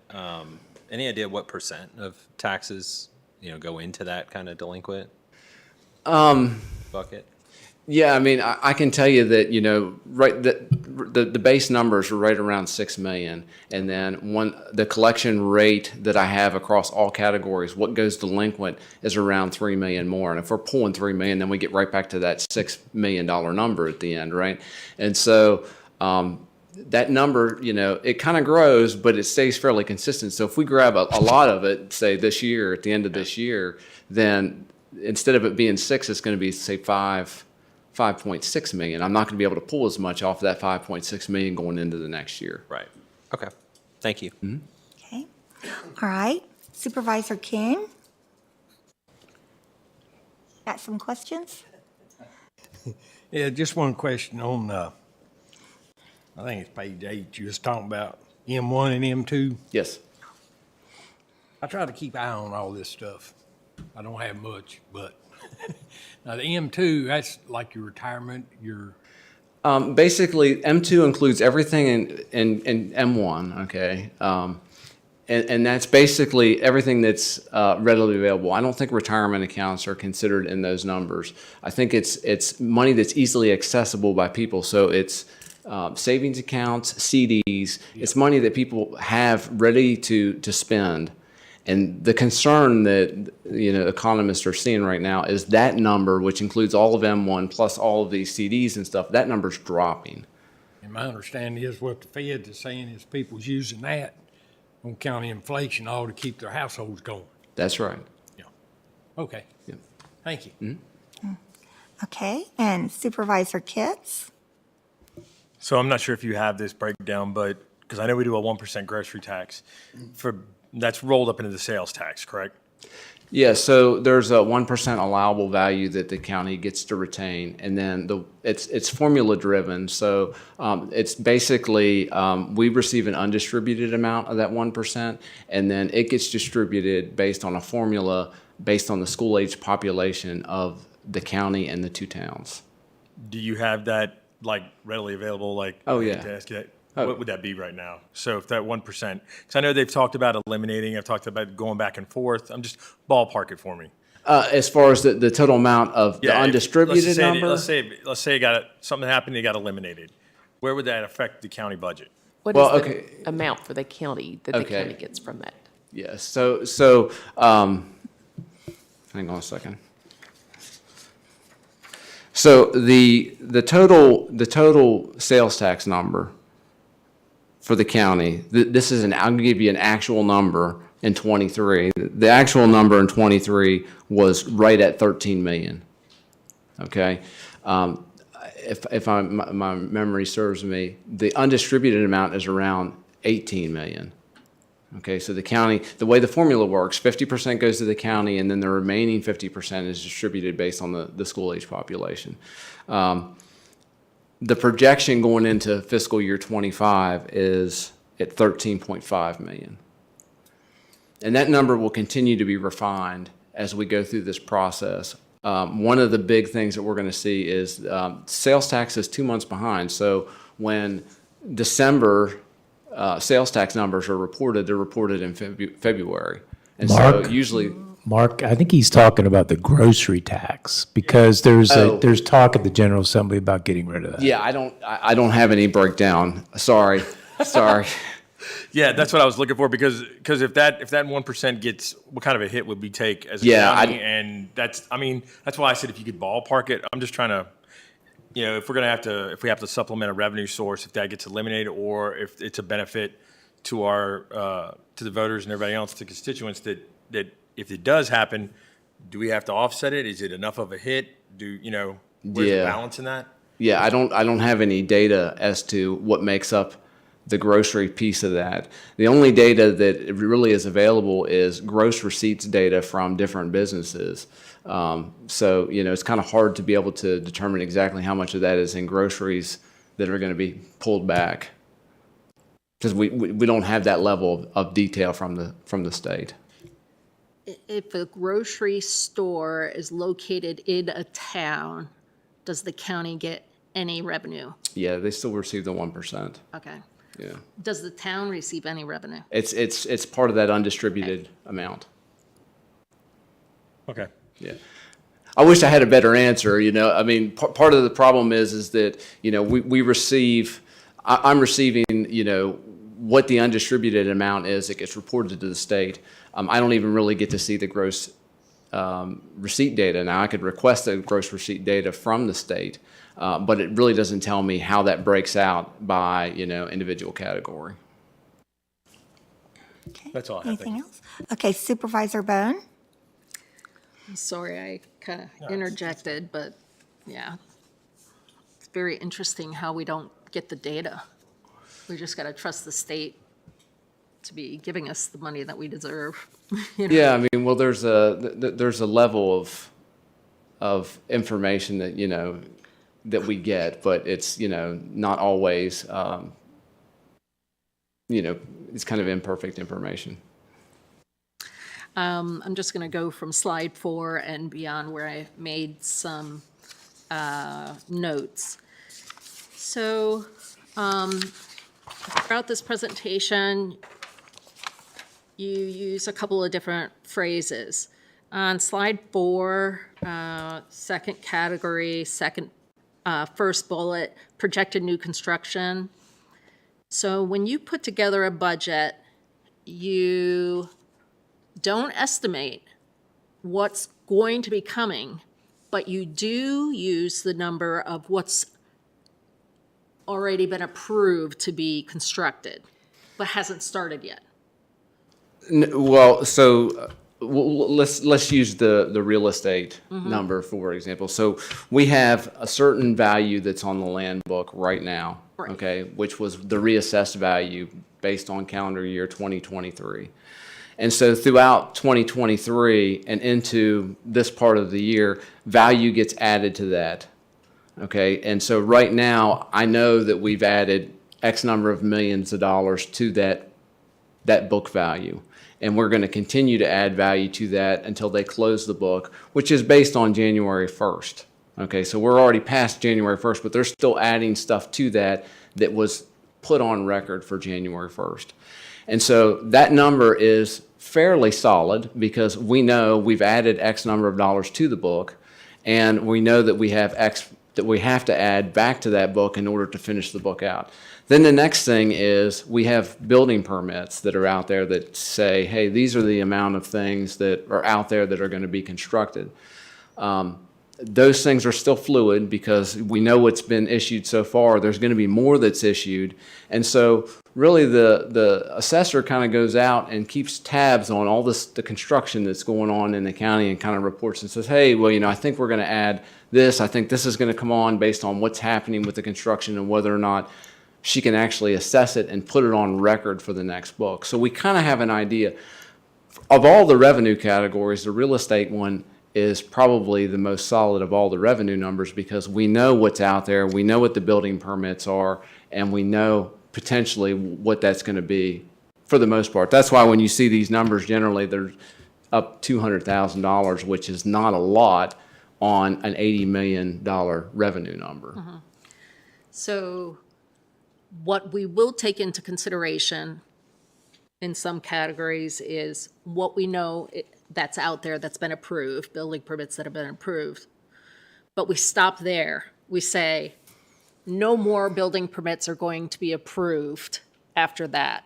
No, all those building permits, they continue to get issued. The question then becomes whether or not the building permit is issued and the construction will be complete by the time you hit that January 1st cutoff date, and whether or not it can get put on record. So do we assume that no more construction is going to happen other than what's been approved up until that point? Well, I think what happens is they're projecting, how quickly it takes, depends on what the building permit is. If somebody issues a building permit for a major thing, a major building or something, it most likely, if it was issued, let's say in November, it's not going to be finished and be on record for that year. Right. But if somebody issues a building permit and say October and it's for a couple decks and this thing or an outbuilding, it's likely that it'll be finished up before the end of the fall and it'll get added on the book.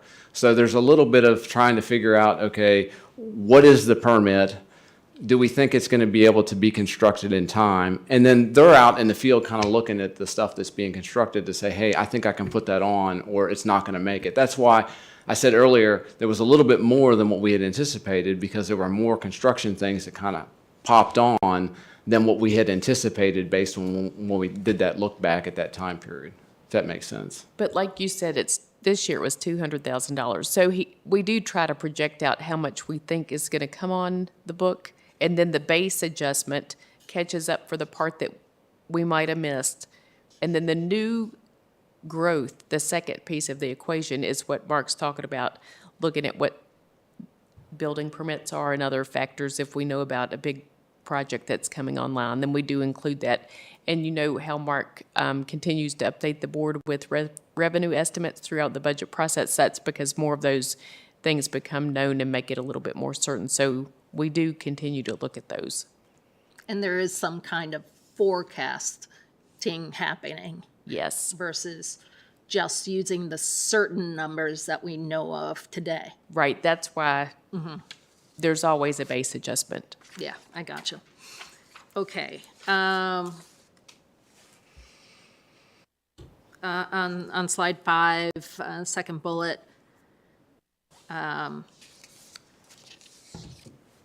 while the county expects to retain some of this growth as ongoing base revenue, some of this revenue is expected to be one-time in nature. I'm assuming that's real estate again. No, an example would be like the interest earnings. If for instance, we have X number of dollars that we have in the bank that earns interest. If the Fed would reduce the rate from 5% to 3.5% during the year, then I'm not going to have that extra money that we're currently booking. So this year, we're exceeding the revenue estimates by 2.4 million. And one of the reasons is because the interest rate's at 5%. So if the Fed would reduce that rate, I'm not going to retain the 5% rate going forward and that $5 million rolling into the next year. So I'm trying to anticipate what the Fed's going to do and say, if the interest rates were to drop like they're predicting they're going to drop, and we had a blended rate of 3.5% to 4%, what would that revenue generate? And at this point, that revenue would generate $600,000 more than what's currently in the estimate for the current year. In order to get a blended rate of 3.5 to 4, they'd practically have to drop the 2 points like by March, or by, August, right? No, the way, part of it depends on how quickly they remove the rates down. So let's just say, for instance, if they took the rate down 8 times, which is what this report was that I looked at this morning, and said that they anticipate 8 reductions, then if that were the case and they were 25 basis points apiece, then you would be down 2%. You'd be down at 3% by the end of this year. End of this calendar year. And that would be right in the middle of fiscal year 25, because you'd have, by the end of this calendar year, you'd already be at 3%, and you'd have the January, February, March, April, May, all the way through half a year at 3%. So you'd actually have And the last time that the Fed lowered rates was for the Great Recession, and they did it really quickly. they went down they went from, Right. it was around 3% to 0. And they did it Probably immediately. the previous time was like in the 70s, 80s, kind of, when they were recovering from all the stagflation finally went. Yeah, I don't remember, I have to look at 2001, but. Yeah. Okay, I gotcha. On slide 6, we reduced the personal property tax rate. And you're saying that we may not necessarily have to do that this time. Is that true? Well, we didn't reduce the rate. We put an assessment ratio. So Ratio, So we had For the last 2 years. if you went back, we had 10 years worth of motor vehicle 3% or growth whatever it in was, 1 yeah. year. Yeah, We added like $235 million to the book in 1 year. That was unheard of. And that is roughly 10 years worth of growth all at once. And so not only did this board, but other boards across the state went in and applied an assessment ratio and said, hey, this is kind of an anomaly. We're going to adjust it. So we put it at 80%. 80% puts you on target with our normal growth pattern. Fast forward 1 more year, motor vehicles dropped 15%. And that brought us to an assessment ratio of 90% to put us back on trend. Right now, they're saying that motor vehicles are dropping somewhere between 7 and 10%. I think that potentially, and I can't guarantee this because there's a whole host of variables in that, it's potential that we could, when we get to August, that we'll be back to normal levels.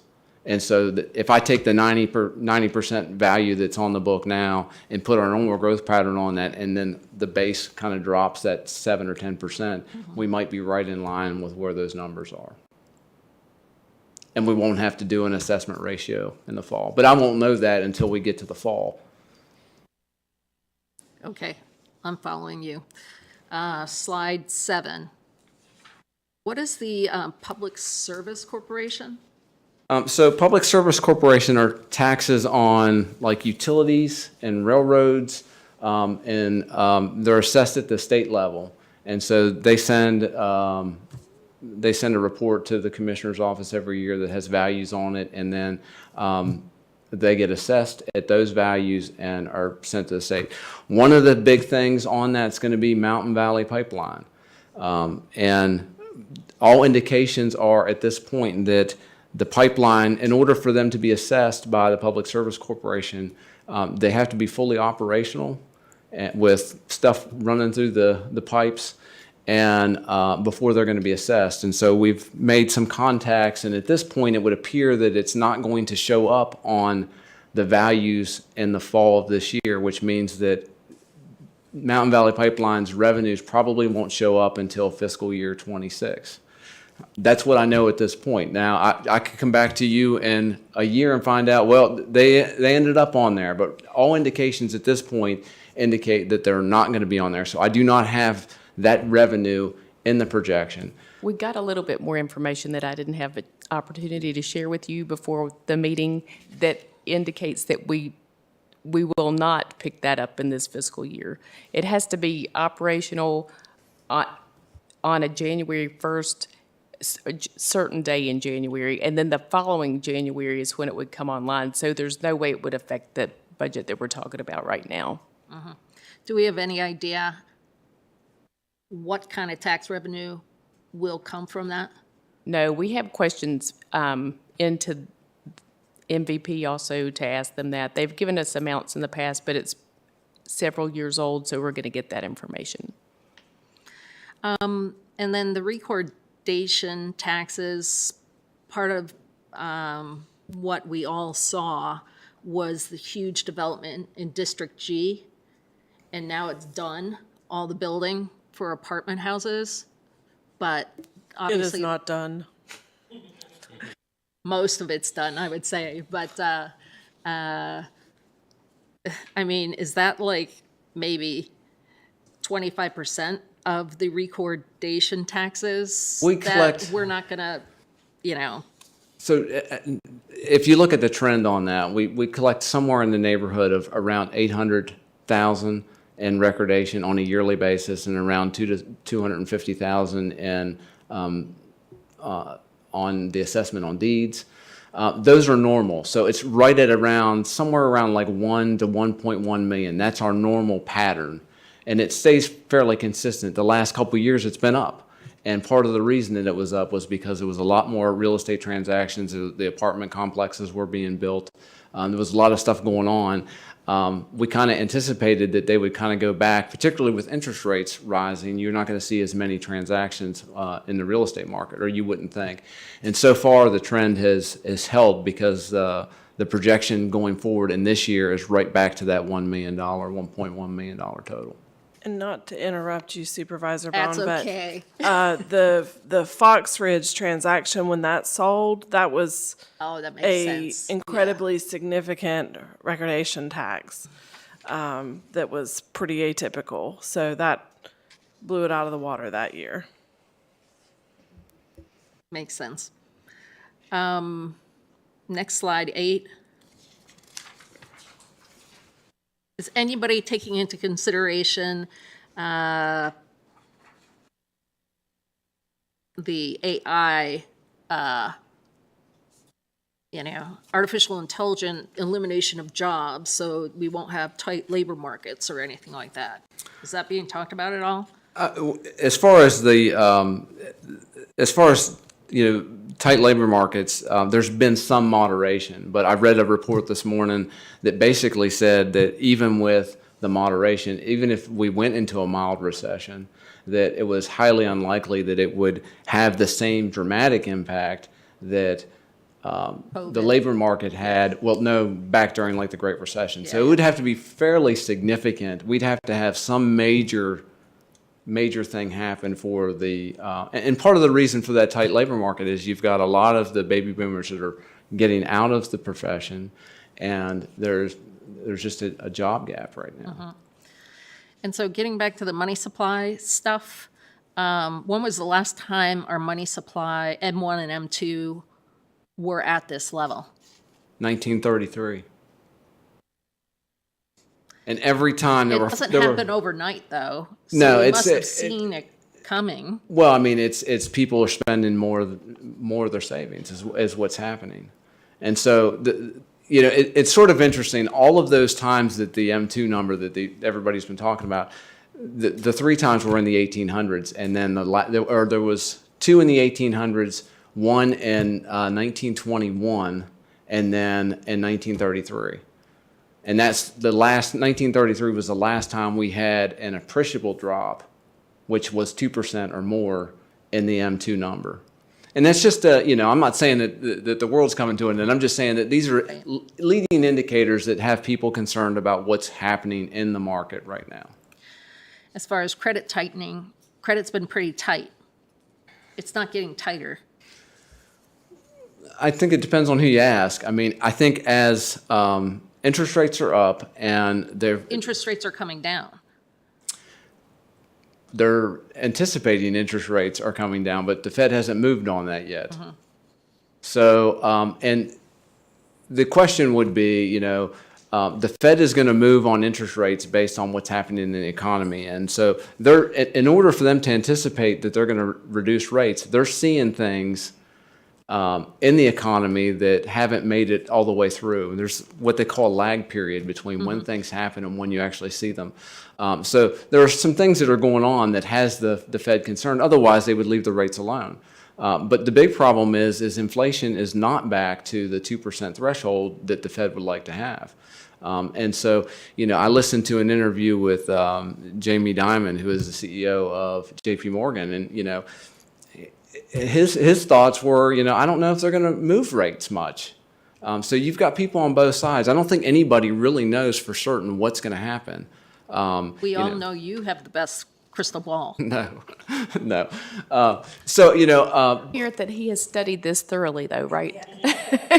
I'm asking the questions just to make sure I understand what's in here. So the vehicle values, what really went out of whack were the used vehicle values because the supply chain people couldn't get new, so they bought used, and so there's more demand and stuff like that. Is the used back to normal? It's not completely back to normal, but it's come down. Is new is much better though, right? Yeah, the inventory has improved, which is one reason why the used values are dropping. But they're not at pre-pandemic numbers. Okay. On slide 9, when we were talking about the delinquent taxes, so more delinquencies come to the big delinquent number, but all year long, that contracting, the vendor is doing work to get stuff off the list, right? Mm-hmm. And so, have they made a big difference? Oh yeah, absolutely. Mm-hmm.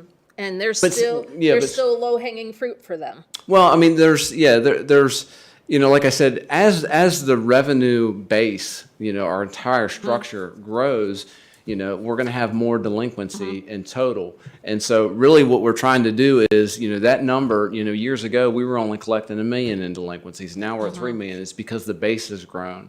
The question is how much of that can they really get on a year-over-year basis? And, I have a spreadsheet that kind of tracks that to see where we are relative. And if we pull in more money than what you have in the base plus what we add to it, then there's going to be less available in the next year. So certainly if you have a big year and you pull in a bunch of that money, there's going to be less there to pull the next year, even with the additional stuff that gets added onto it. So it's kind of a balancing act to try and figure out, okay, how much are they actually going to pull? And then what's going to be available to you in order to pull? So back several years ago when we voted to hire that law firm to help us with our delinquencies, we didn't have the staff to do it well enough that's how it had kind of grown to a place where we knew we needed to bring more resources to the table to get the delinquencies paid. Yeah, we certainly didn't have the staff back then to. And we don't have the staff now. The treasurer's office felt like it was the best direction to go in the time, and that is their decision to do that. And I think it's working well now, so I don't think they plan to move away from that based on the results they've had so far, because they do have that specific area of expertise. The treasurer's office does make the first few cuts at trying to collect the delinquent taxes, and then there's a certain point that they get turned over to the vendor. Okay. That might be the last question. Just give me a second. Well, of course not. So Slide 12 is the additional 5 million that the schools think that they're going to have to, that the state is going to fund. How much of that is going to be like 50/50 raises? So we're going to have to come up with. We don't know the answer to that. That's based on the calc tool that came out with the governor's proposed budget and their estimated ADM of 9,200, but we don't know the details of that yet. But they didn't propose a salary increase either, right, Mark? That there was not a proposed salary increase for teachers in the governor's budget. I don't think there was, so then there In wouldn't this be. number. I is don't what you're think there saying. was, but we'll double check and make sure. Okay. So in years past, when the compensation board increases or gives a bonus, we tend to do it. Right. But not always, at least on the school side. Is that true? The schools don't get their funding from the compensation board. Right. And, well, I mean, we extend that bonus to our side of the budget, Right. but the schools don't necessarily do it on their side of the budget every single time. Is that Tied to true? the compensation board or to the, what the, To the teachers and the staff of the schools. I think, I don't know the answer to that off the top of my head. That's it. Thank you. Great job. Okay. Vice Chair Fidzikowski. No questions. Aw. I thought you were making a list over there. Okay. Mark, I don't have any questions. I want to thank you for your presentation and the extra, sort of points that you gave. And I don't know if our new members know ADM, Average Daily Membership. That's what that stands for in the school system. When do you anticipate your next update? Generally speaking, what we do is, we have this, you have the preliminary revenue projections. I will probably go back and recalculate based on January's collections, and then we'll include final revenue estimates in the proposed budget. And, it's not that far off. We're about a month out from that. So you'll have final revenue numbers going into, first part of March. Okay. Any other questions? Thank you again. Appreciate it. I'm getting a signal that we need to take a break. So let's take a 10-minute break and we'll come back at, 9:21.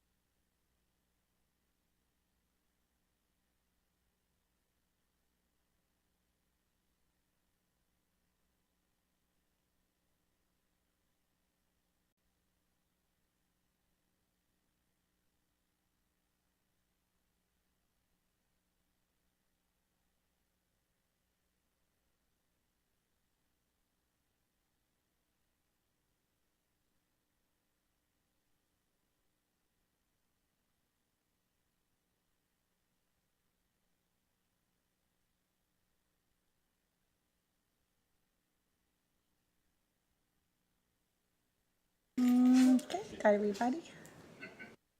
And Chris will be along, I guess, right? Okay, we're back to our meeting and our business. And our next item is retiree health insurance. And this item was put on the agenda at the request of Supervisor DeMott, who brought it up at our last meeting.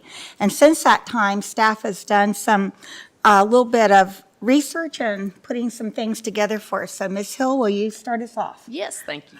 Brad St. Clair's going to present some information to us this evening. He's going to go over some different ways that we could do this, and then I'll provide a little bit of information about the cost. And then we would like to get direction from you at the end of the presentation as to how you would like to pursue this further and get some more information. Thanks, Brad. Thank you. Good evening. Like Ms. Hill said, I'm here in response to your request from the last board meeting to give you some information regarding retiree health insurance and specifically incentive programs that are available or being offered by other localities. And so in doing that, I have a short presentation. We'll work through, we'll start out with some things we've done in the past here at the county for a few years. We'll talk about what we're doing now. I'll give you some comparable localities, mention those and kind of what their regulations, their requirements, and the programs that they're offering. Then I'll turn it back over to Ms. Hill and let her kind of talk about next steps moving forward as far as developing a path forward if you choose to pursue that. So in doing so, we'll get started. Some of you may remember, we've talked a lot with Mark up here earlier about the Great Recession or whatever it was called back in '08, but coming out of that, we had some economic issues. And I found staff found a couple memos from 2010 and 2011 where there was an incentive offered to county staff. And I think at that time it was to address the economic conditions we were in and allow some folks that maybe were wanting to retire to give them an extra help to retire to relieve some of that stress on the budget. And so you'll see that June 1 to September 30, 2010, and again June 1, 2011 to September 30, 2011, there was an incentive offered to county employees. A couple of the regulations that were in place is that they had to be employed with the county, obviously 6 months immediately before that on the insurance program preceding that retirement. They couldn't be of Medicare age or eligible for Medicare coverage, and it was limited to 3 years. So if someone decided to take advantage of it, it would end after 36 months. And it was also limited to the employee-only rate, and we'll look at that here in a little bit. But at that time, the employee-only rate was about $3,738 a year, and totaled around $11,000 for the 3 years. And they also offered a small incentive for anybody that was already of Medicare age, and that qualified them for $100 a month kind of stipend for that 3 years, so it was $3,600. And that was the only 2 times it was offered, and that ended in September 2011. Currently, what we do at the county is we allow anyone that's of retirement age that wants to remain on their plan that option to remain on their plan until they become Medicare eligible. And that is their health and dental plan. And their health plan does include some vision. There's also supplementary insurance coverages out there like AFLAC and personal injury and things of that nature, enhanced vision that they can remain on. They pay the full price for it because it's not part of our county supplemented package, but they are able to continue that coverage.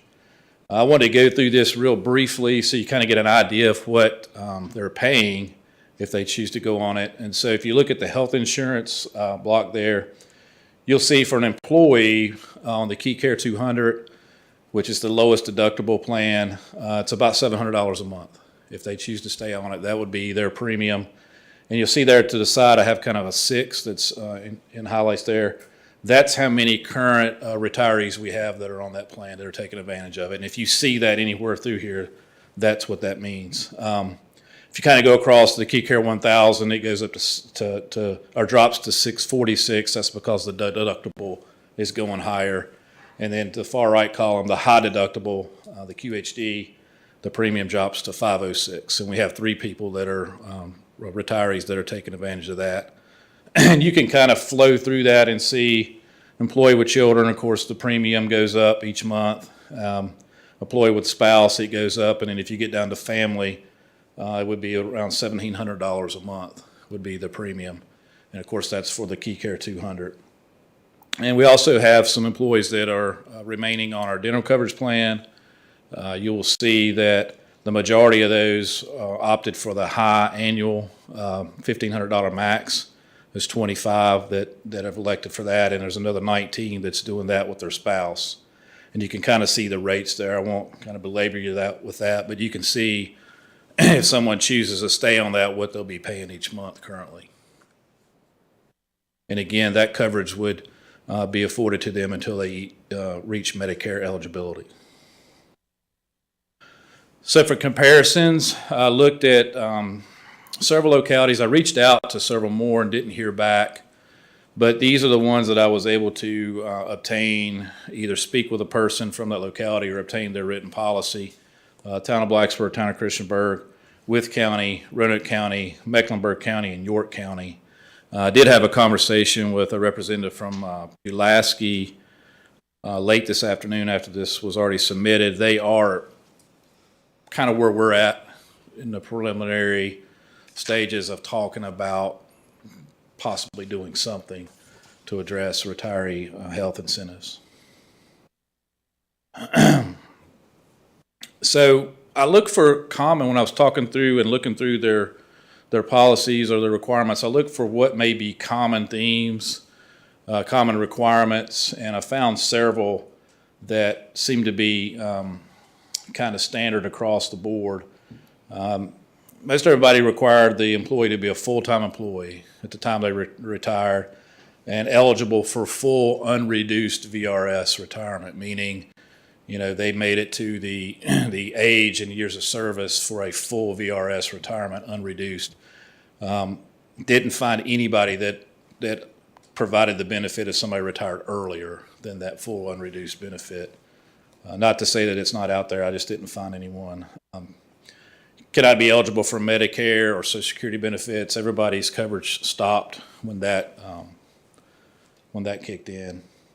Couldn't be covered under another plan, so if they left, they retired and they went to work in the private sector and they were covered under insurance, they couldn't be covered under both. They couldn't take advantage of an incentive and have private health care or be on a spouse's health care or something like that.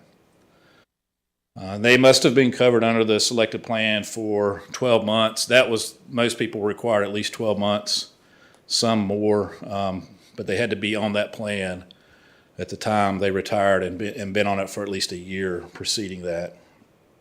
And if they had a health assessment program or a wellness program, the ones that had it, they had some type of requirement in there that they continue to participate in that to try to keep those costs low. Sorry. Flipped on me. Most of them would allow spouse and dependents to be covered as well. So if you had an employee plus dependent or employee plus spouse or family, everybody that I found allowed them to continue that coverage if they chose to, as long as they were covered, had that plan in place prior to retirement. And again, they couldn't be covered under another plan. And obviously, dependents, the age restriction of 25, 26, whatever it may be, would also kick in. And so looking at different approaches that are in play through these localities, I kind of found that there are two kind of distinctly different approaches. I kind of labeled the first one as absolute program, meaning you either had the minimum amount of years of service or you didn't. And if you did, you could stay on it. If you didn't, you couldn't. And you'll see there that it ranged pretty significantly.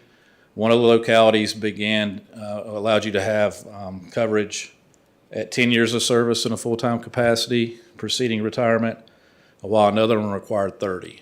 And there's everything in between.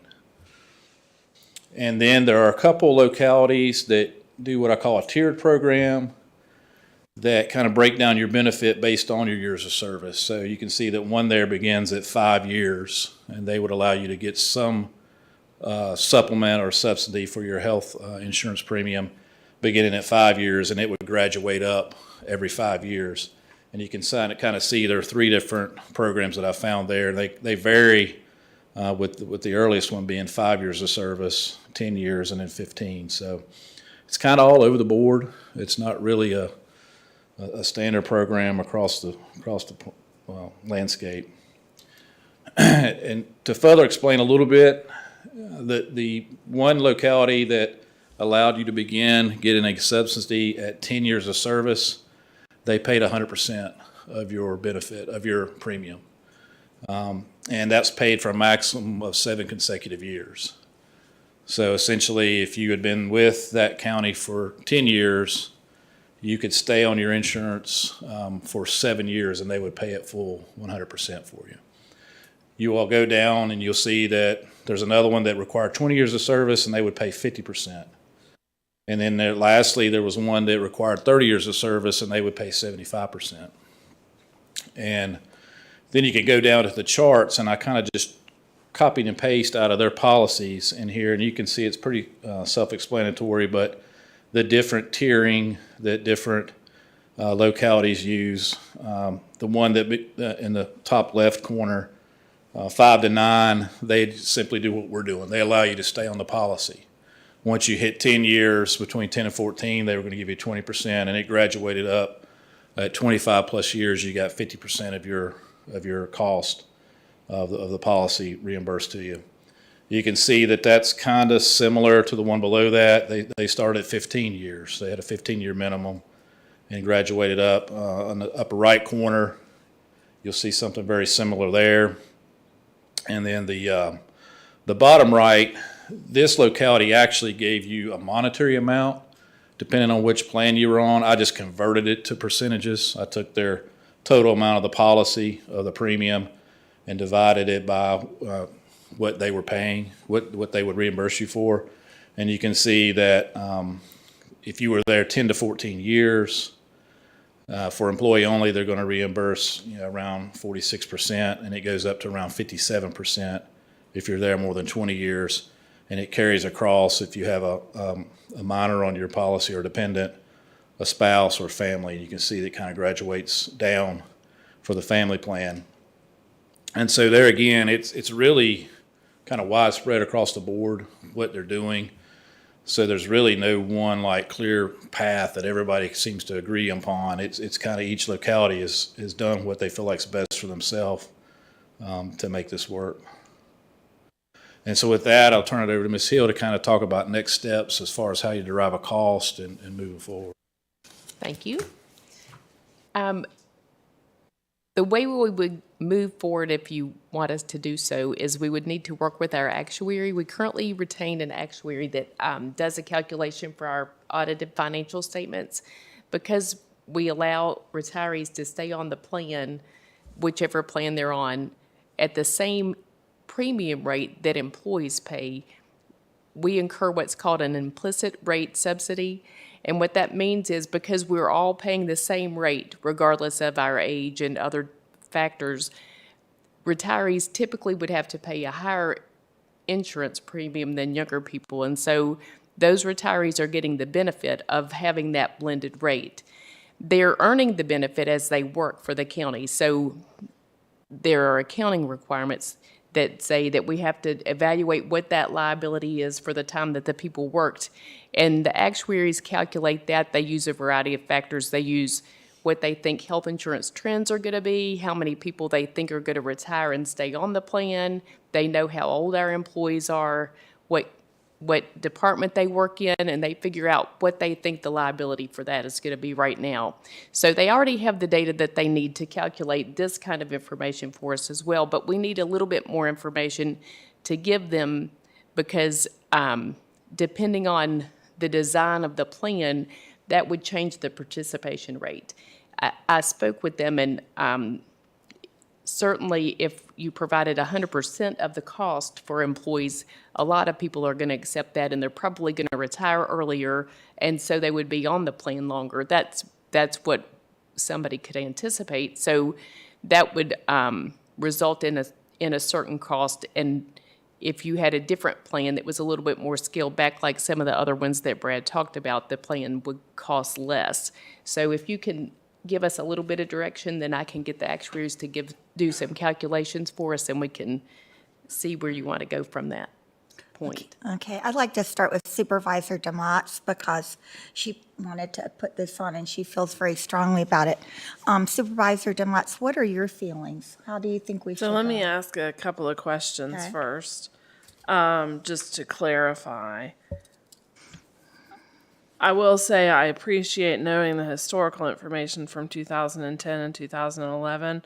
I feel like that was possibly created so some of long-term employees might consider retiring when we were in a recession to help with salary savings. Okay, so for the purposes of this conversation, I'm just going to kind of wipe that from my memory because I don't know that we really had developed a program, but we did it for a No. cause at that point. Right, we did it for a cause, but we wanted to make sure you knew that because some board members might remember when we did it, and we wanted to make sure that we knew what the plan was at that time. Gotcha. Clarifying for me, what qualifies somebody for a full unreduced VRS? Is it 30 years or is it something other than that? Yeah, it's your age plus service. Typically, it's 30 years at 55, but it depends on when you start. That's for non-hazardous duty, and if you're hazardous duty, law enforcement or fire EMS, it's 2550. Okay. And then who pays 100% after 10 years of service for 7 years? What locality does that? With county. I wonder what they're hiring for right now. That is crazy. So I don't think we should do that. I think that's going a little bit too far. How long have they had that policy in place? Do you know? I think she sent it to me, and I think she said they just put it in place in July. Let's see, July of 23, I believe, is when it took effect. Wow. Okay. So my thoughts around this would be looking at long-term employees. And when I started thinking about this, I was thinking our 20-plus year employees to kind of capture some of the employees that most likely are planning on retiring from Montgomery County. And also incentivizing more junior employees that don't have the number of years in service. That's a really good benefit to be able to think like long-term of your future with Montgomery County.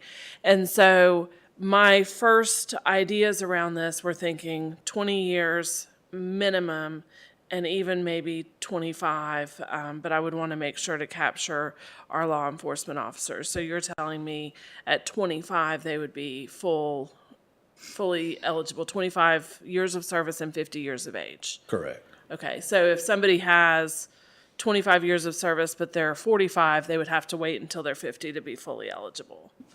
Well, once you get to 25 years of service, correct, you're correct. You have complete your service requirement.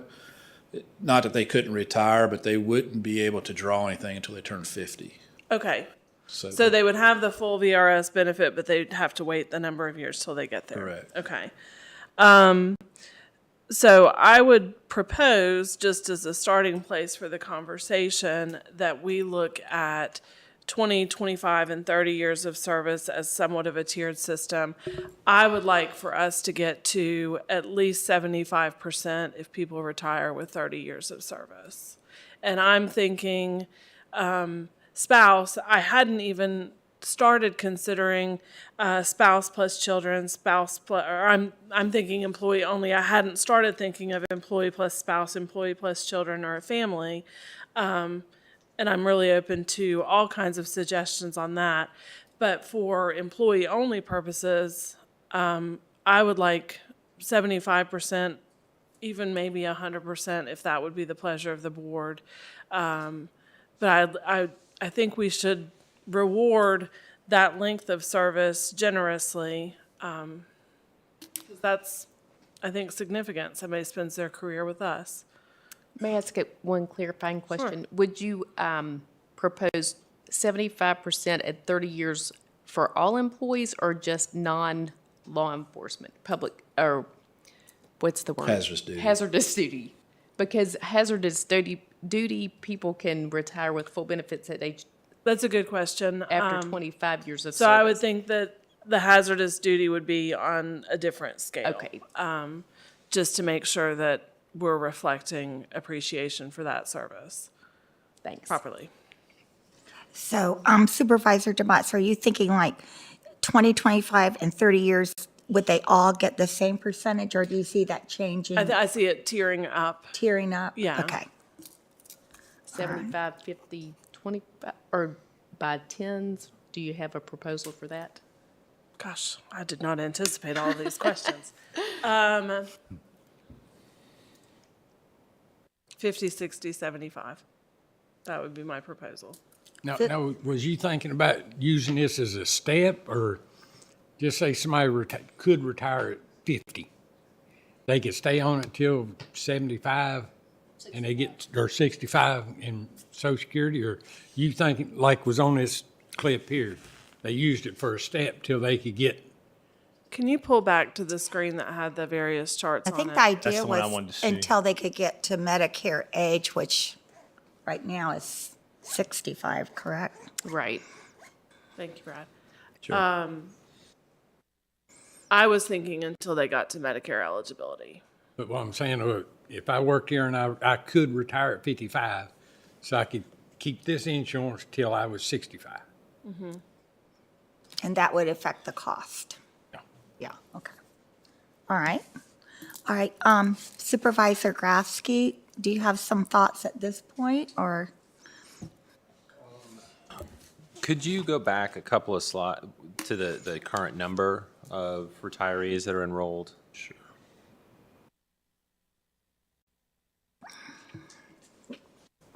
So 7, 10, so 11, it looks like, and are enrolled in a medical plan. That's correct. I'm not sure what's going on here with the mouse, but it's 11. Okay. And Medical plan. do we have any sense of what percentage of people that retire from the county that might meet? I'm just trying to get a sense, like, how big is this pool of eligible? I think the actuaries will be able to tell us what they predict it'll be based on these factors, Gotcha. what the Yeah. Okay. tiers would look like. You know, and as you were going through that presentation, it looked like, you know, anywhere from 50 to 75% kind of seemed to be that sweet spot with these other communities. So I don't necessarily have any objection to Supervisor DeMott's proposal there. You know, I guess we've talked specifically, I think, maybe about the employee only, but then do we scale that back? Do you offer the same benefit to the family? I don't know how many people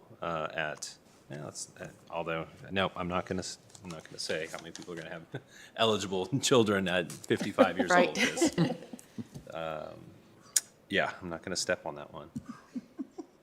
So, Brad, did you find, sorry to interrupt go you. ahead.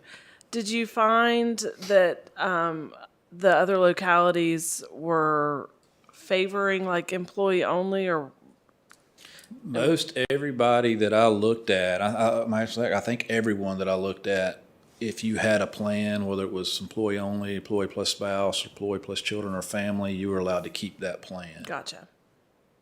But did Now- the payment only pay for the employee only, and then you paid the difference for spouse or children? That would be an important difference in price.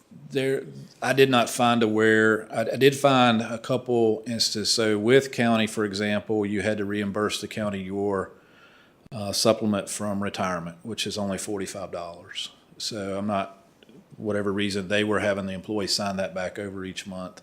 There were, I think, one locality that I looked at that you had to move to like one of the two higher deductible plans instead of the probably what I may call the premier plan or the low deductible. I didn't see any that required you to continue making your payment for your premium. It was a percentage of the total cost of premium. So county or localities portion, employees and portion added together, and then they paid a percentage of that, 25, 35, 45, 50, up to 75. Okay. Anything else down here? And just one clarifying question, I want to make sure I understand. So there's an age and year of service, right? So 55 for our regular employees and 50 for those in hazard duty? Well, I think age plus service to 80. It's a rule of 80. Yeah, so if someone started later, Yeah. later in age, Okay. they may not get the Sure. full 30 years to where they would be full unreduced. Yeah. But Okay. But if somebody worked for 25 years and they were not 50 yet, and they were hazardous duty, and they could retire, and they had full VRS vesting and benefits, even though they couldn't draw their payment until they turned 50, they would still be eligible under the program because they met the VRS requirement, yes. Okay. And one more question. If, just say this went through and somebody retired and they had the best health insurance we got, was that 200? yes, sir. All right. Just say during their retirement, they couldn't afford the 200. Could they drop down, or they'd have to keep that?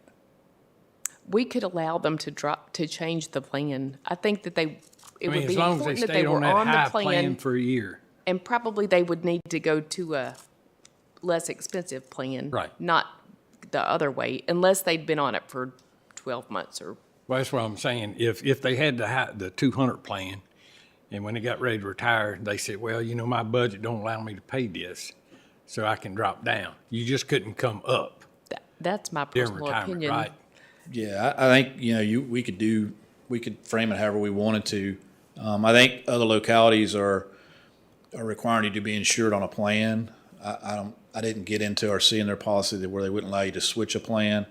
But I think the premise is that if someone were not on the county or town insurance, maybe they were on their spouse's insurance or something, and they got to retirement age and decided they want to take this benefit, they wouldn't allow them to come over and start insurance at retirement. They had to have been on a plan prior to retirement. Thank you. Anything else, Supervisor Krafsky? No, Okay. thank you. Supervisor King, you were next on my list. Do you have anything? You're good? Okay. Okay, Supervisor Kitts. Okay, so just want to get this straight. You're talking, 20 years, right? What percentage? 50. Okay. Now, could you back to the slide that shows how many people are coming up in the next 6 months, please? I apologize. I know you had it up. This is the slide that shows how many people we're insuring now. Yeah. It shows the eligibles coming up. Well, these are actually folks that are retired as of today that are on our policy. Okay. Yeah. So let's say we kick this in. How would this affect over the next 5 years? What's our retirement looking like as far as if we're going to project this out and and I'm pretty sure, I guess we've done a cost benefit analysis on how. That's one of the items that the actuary will help us determine is how many people, what it'll look like in 5 years. And what they're actually going to tell you is, they're going to tell us how much the cash cost is in the beginning, in the first years. And they're also going to tell us what the liability is, what the total liability is, which will be a much higher number than the cash that's being paid out, because it's going to reflect what it would cost based on their assumptions to provide this benefit for people who are working now that they project will retire. So, And how many it would induce to take the right, benefit early? to participate. And another factor that they'll consider is if we do this and a significant number of employees stay on our health insurance longer, that's going to make our total costs go up. So they would factor that into their calculation as well. Now, we talked about for hazardous duty and the 5-year difference. Have we thought about, the possibility of tiering? Because I'm just wondering if we tiered this based on, I'm just throwing this out there, retention by department as a benefit for, showing this as a benefit overall, but showing how we appreciate different departments and how that it could affect be used as a tool for future retention or future recruiting and retention as part of the benefits package moving forward. And do you see what I'm saying with that? Do you mean differentiate the benefit by department? Possibly. Just throwing it out there. Like for law enforcement, like, if retention's hard, we've got better retention on one side and not in the other, and if the hazardous duty is showing that it's having a more difficult time using it as retaining people, I'm just throwing it out there to just, kind of see. Just a thought. As a retention tool moving forward, even though it's to induce earlier retirement, that it would allow just more of a tool in the bag, so to speak. Does that make sense?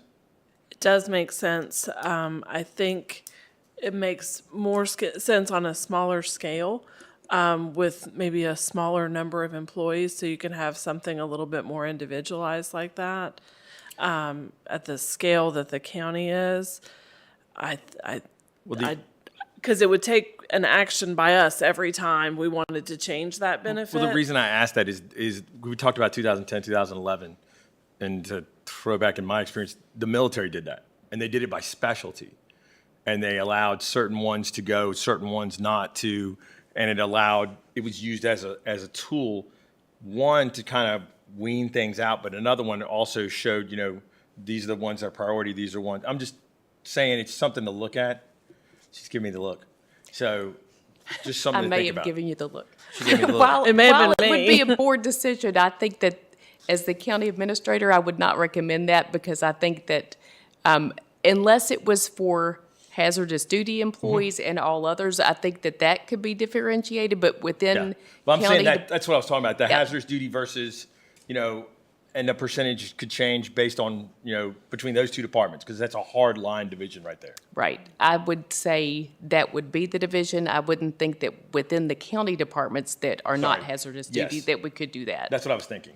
Yeah. Okay, that offers good clarification, Right. because I think you were probably getting a look from both Well, of us. both of you were, but I was trying to get the wording right. But yeah, just a hard line division right there between hazardous and showing that as a I future tool think to by use. scaling it at different years of service, that I think that the retirement for hazardous duty employees already builds that in and gives the 5 benefit years. for that. Right. So I think it would be important to follow that for the hazardous duty employees, to at least scale it at 25 years as opposed to 30. So you go 15, 20, 25. Yeah, drop it. Versus 20, 25, Right. 30. Yeah.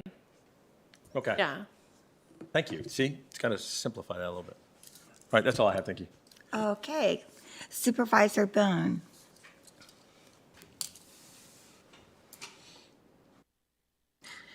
Do our employees have to have health insurance in order to get dental coverage? No. And they can choose either of the dental coverage? Right. That's correct, yes. And they can change every year? Right. During open enrollment, they can change, or if they have a life event. And in this instance, they can change every year too, because they're paying for the premium. It's basically, I didn't hear today. the question. Employees or retirees? retirees are paying these premiums today. That's correct. I don't know if we let employees change between plans after they've retired. I'm not sure if we do. We could get that answer and get it back to you. They could certainly drop a spouse if they needed to do that, or the family, they could do that. But I don't know about between plans. Because they have qualifying events too. Right. Divorce, deaths, different things like Right. that. So they have to, right? Right. For those. Yes. Right, okay.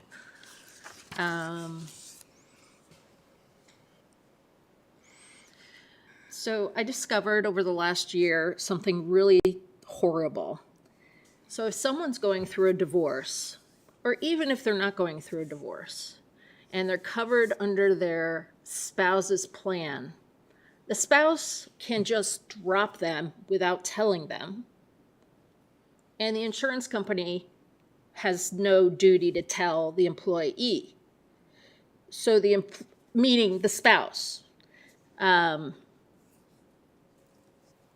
hoping that we put in some language that says the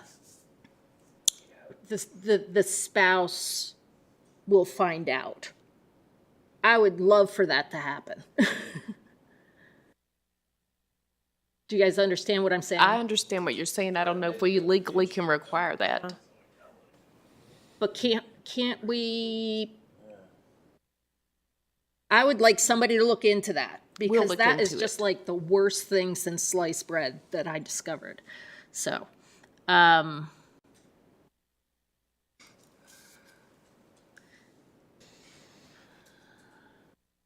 I'd like to know specifically for Blacksburg and Christiansburg, and then secondarily Roanoke County, what their plans are.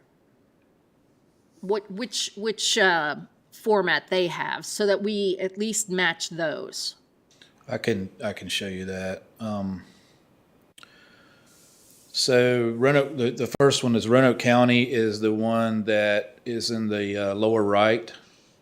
That I broke the percentages down. They pay a specific amount depending on which plan you're on and what tier.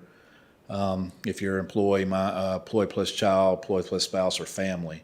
So that's Roanoke County's. Christiansburg's is a little unique.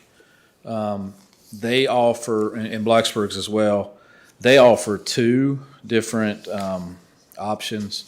And I think it has to do with, and Angie will explain this much better than I will, but it has to do with when VRS changed from Plan 1, Plan 2 to hybrid, and the elimination of sick leave, and now that hybrid employees get PTO, so it's all banked together.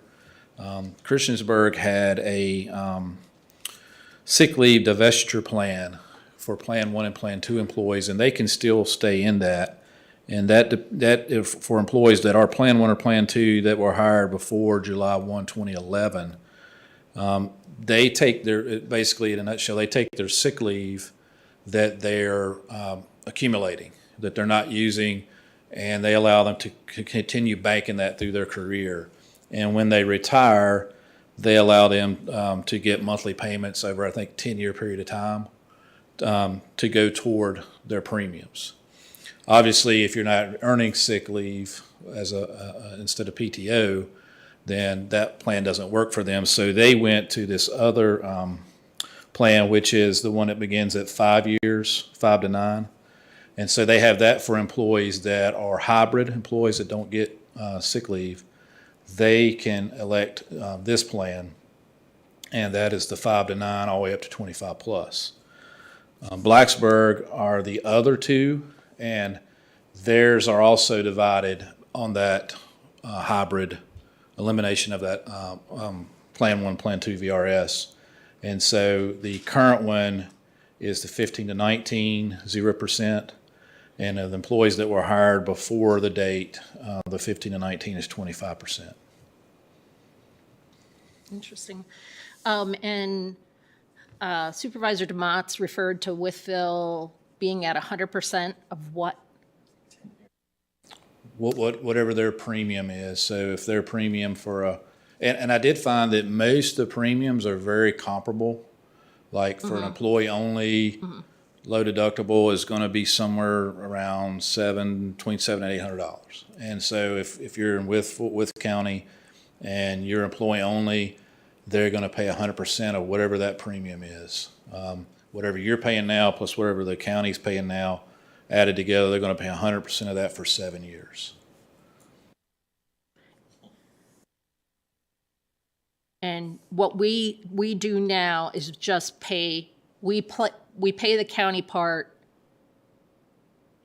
We don't pay We don't pay anything any. for retirees right for now. retirees? No. Nothing. We let them stay, I Okay. act like that's a huge privilege. We let them stay on our plan at the Right. same rate. So Right. there is a It's like benefit to COBRA. that.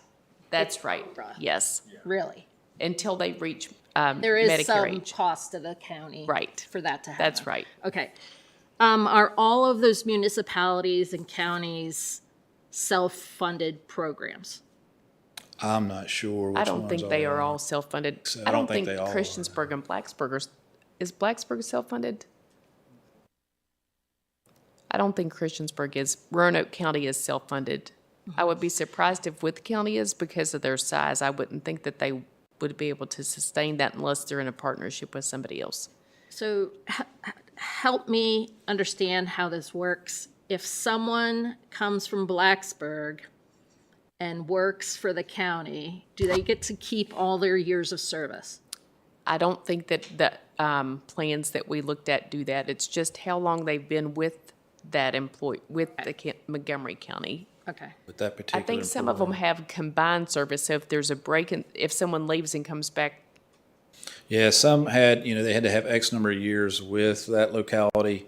Others had to have consecutive years. So if you worked for a couple years when you were 21, 22 and left for 5 and then came back, those few years you worked on the front end, they didn't count. But obviously we could structure it however we wanted to, but everybody did have it had to be years with that particular locality. They didn't give credit for anywhere else.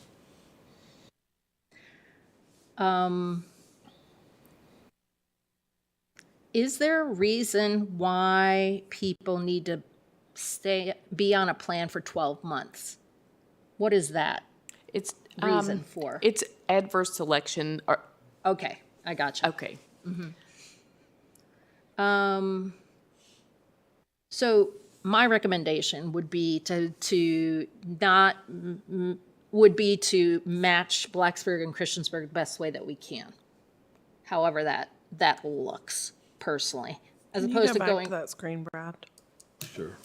as opposed to, they max out at 50%, instead of maxing out at 75%, we get pretty close to both of theirs.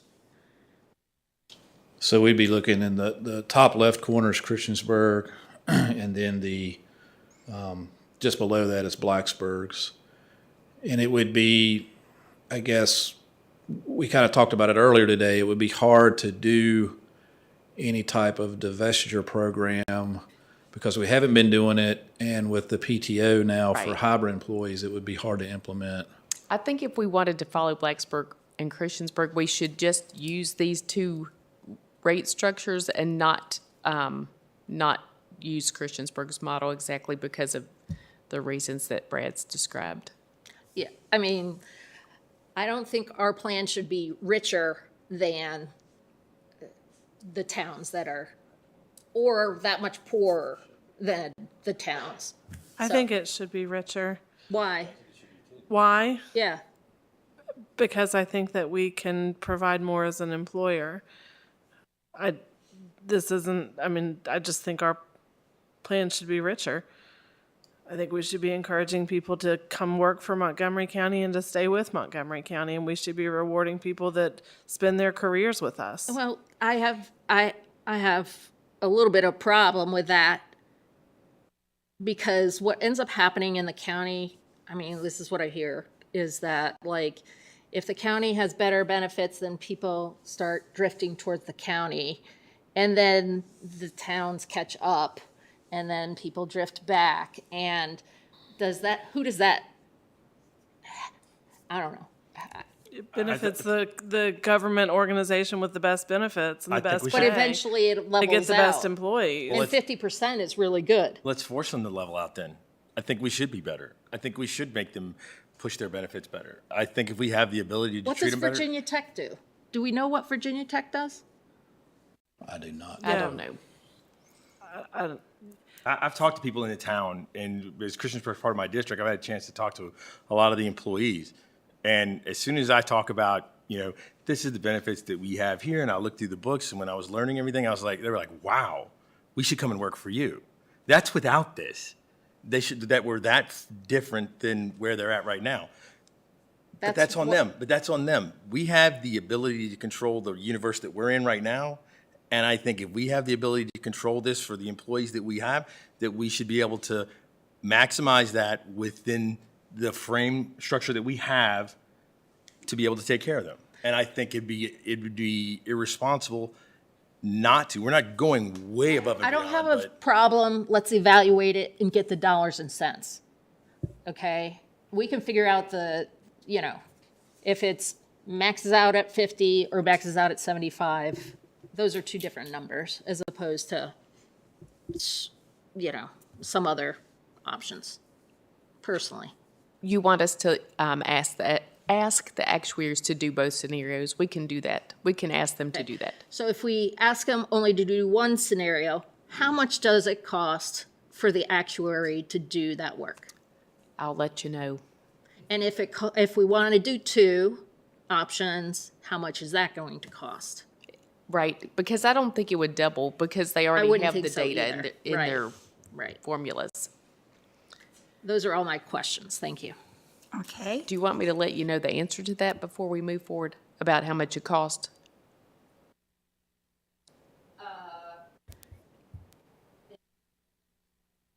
It is not more than $50,000. Okay. Can I ask a clarifying question while you have this chart on the screen? Sure. Those tiers is that for the whole plan that the retiring employee has elected? So if I leave Blacksburg after 20 years of service and I have my family on my plan, do I get 40%? Is it 40% off my family plan or 40% off the employee only? It's whatever plan you elect to be on, yes. Thank you. Okay. Vice Chair Fitchikowski. I like the idea of getting the two numbers, the 50% and the 75%. I think that's important. Obviously, doesn't look like anybody here is going above 50% except for that one that went up to 57. But I definitely think that we need to tier the years of service for sure, because that just makes sense that, like you said, April, to reward the people that stick with us their entire career, take care of them.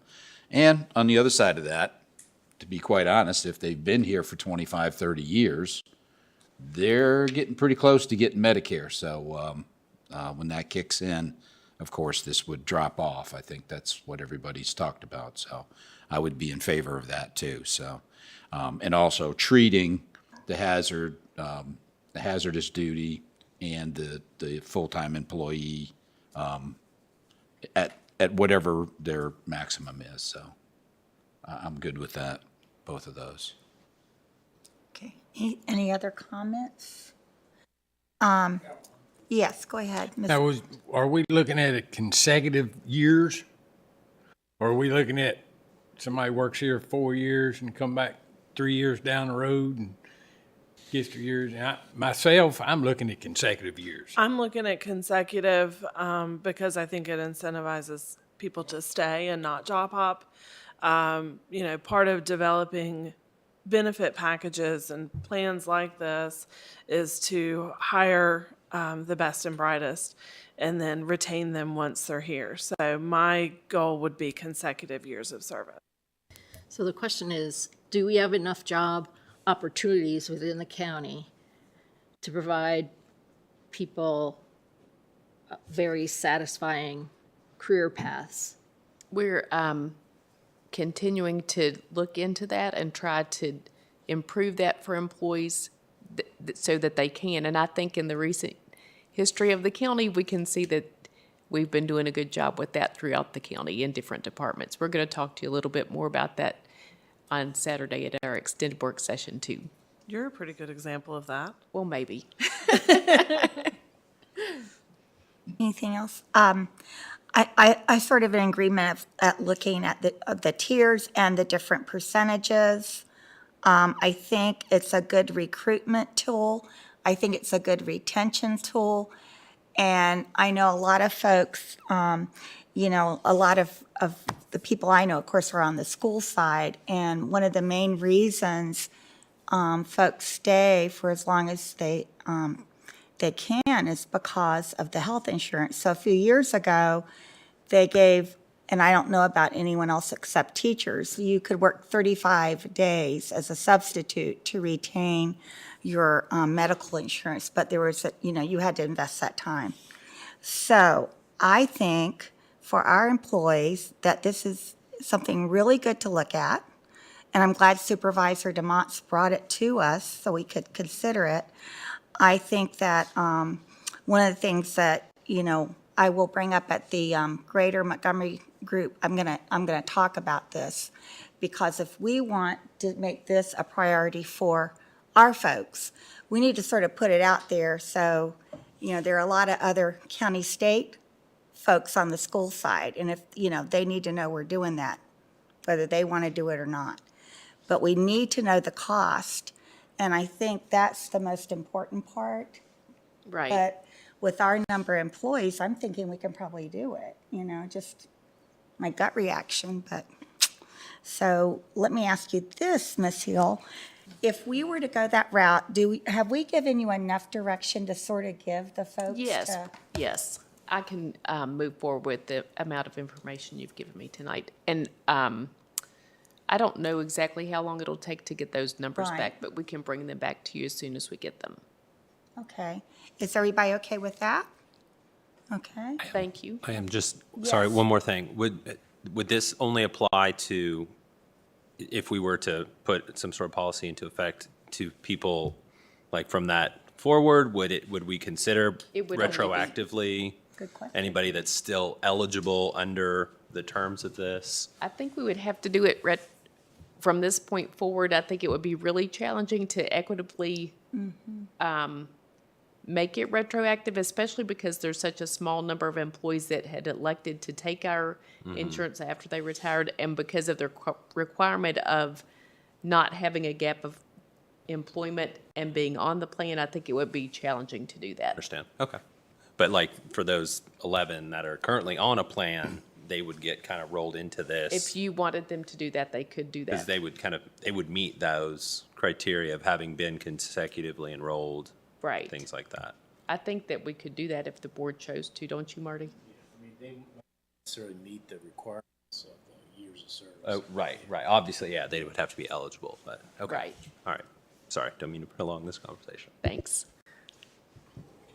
Okay, everybody, okay? All right. Thanks, Brad. Thank you for your presentation and for digging all that up for us. And if you find anything else along the way that you think might be helpful, let us know. And thank you all for being willing to pursue a little bit more information about it. I really appreciate it. I think that this is a huge benefit that can make a big difference. So I appreciate everybody being willing to move forward, at least looking into it. Well, thank you again for bringing it to our attention. Okay, with that being said, now we're to the exciting part, right? Right. Okay, so what we're going to look at next is we have a comprehensive plan amendment and zoning ordinance amendment that concerns large-scale solar energy systems. And this is something that has been worked on for a very, very long time by very, very dedicated people. And we have Justin here to start leading us through. That's right. Thank you, Justin. I think he'll probably give you a little introduction too, but about a year ago, the Board of Supervisors asked the Planning Commission and planning staff to look at solar and at how large-scale solar energy systems could be a land use in Montgomery County, and they've spent this time evaluating that. They had a committee that looked at it and have taken it back to the Planning Commission, and so now we need to get some guidance from you on this as well. Yes, thank you very much.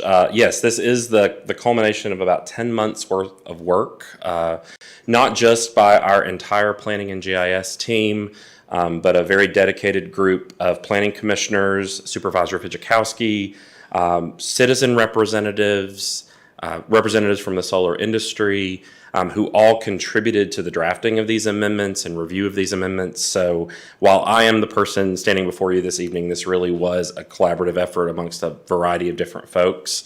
And that's what we want to see in planning. So this has been, while a long process, this has been how planning is supposed to work in our community. So I'm very glad to present those findings to you this evening.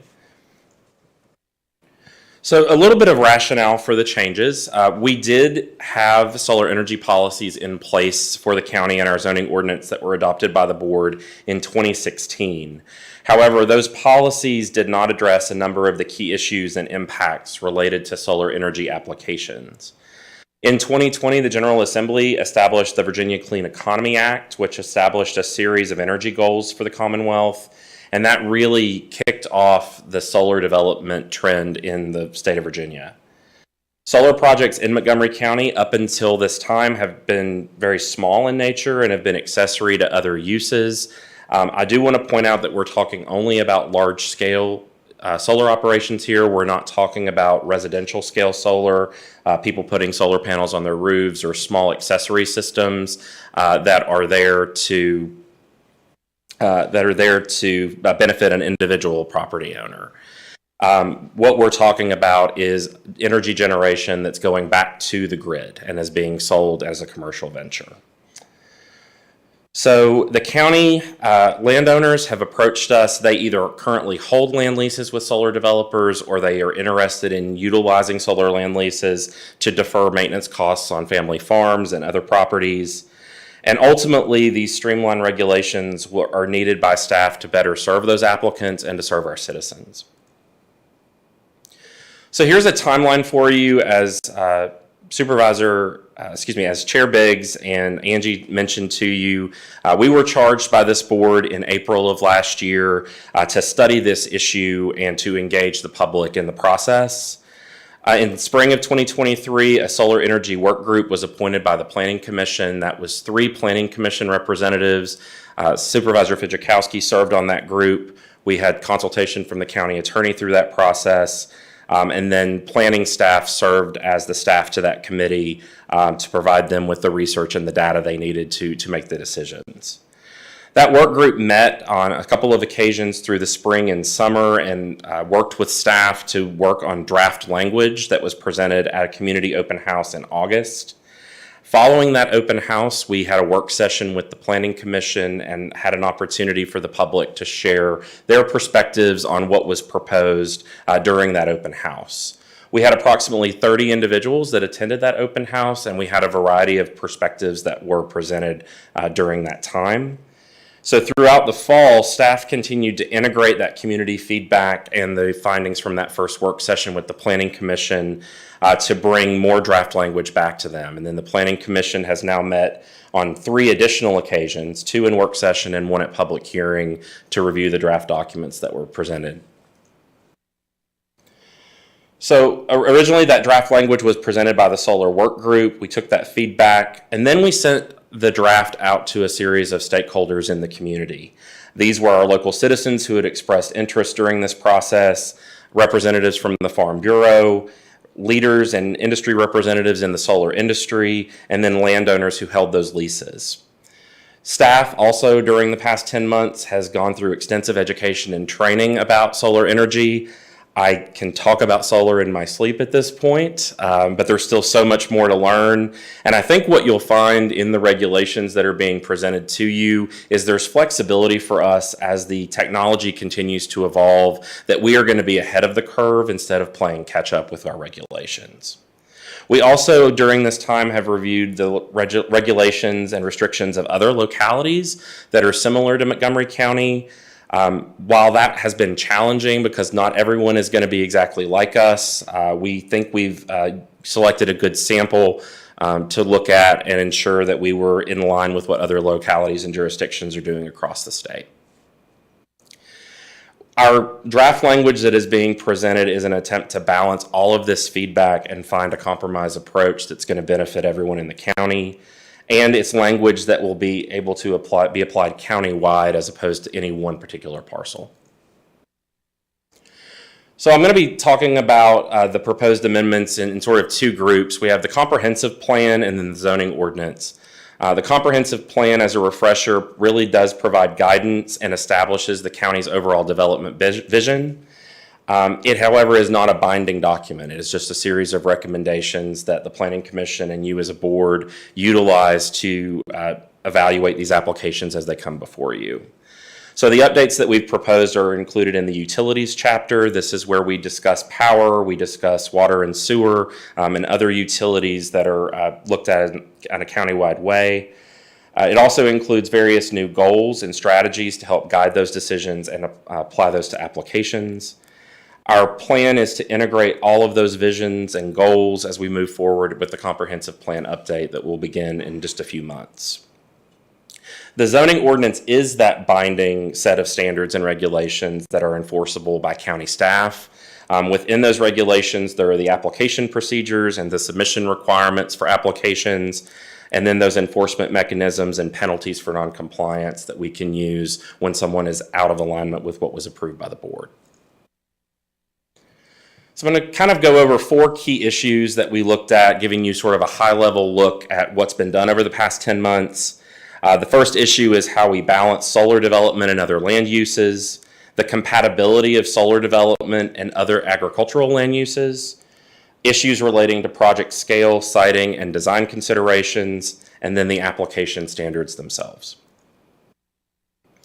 So in looking at balancing solar development, we really listened to what we were hearing from our citizens and others that were concerned about the proliferation of solar development here in the county, and a desire to really have an upper level cap on how much land in the county could be dedicated to solar energy production. So we began this process by looking at our peer jurisdictions and the information and data that's out there from other industry leaders, including the American Planning Association, the International City County Management Association, and other groups. And they really encourage a percentage-based cap. And generally that is anywhere between 1% and 3% of available land in other jurisdictions. We, however, didn't just want to look at the county as a monolith. We really wanted to drill down and look at those competing land use interests that we had before us. So you can see on the graph on the left, if you look at the total acreage available in the county, we're a little over 248,000 acres. Obviously, we don't have regulatory authority within the 2 towns, so we automatically take that acreage out.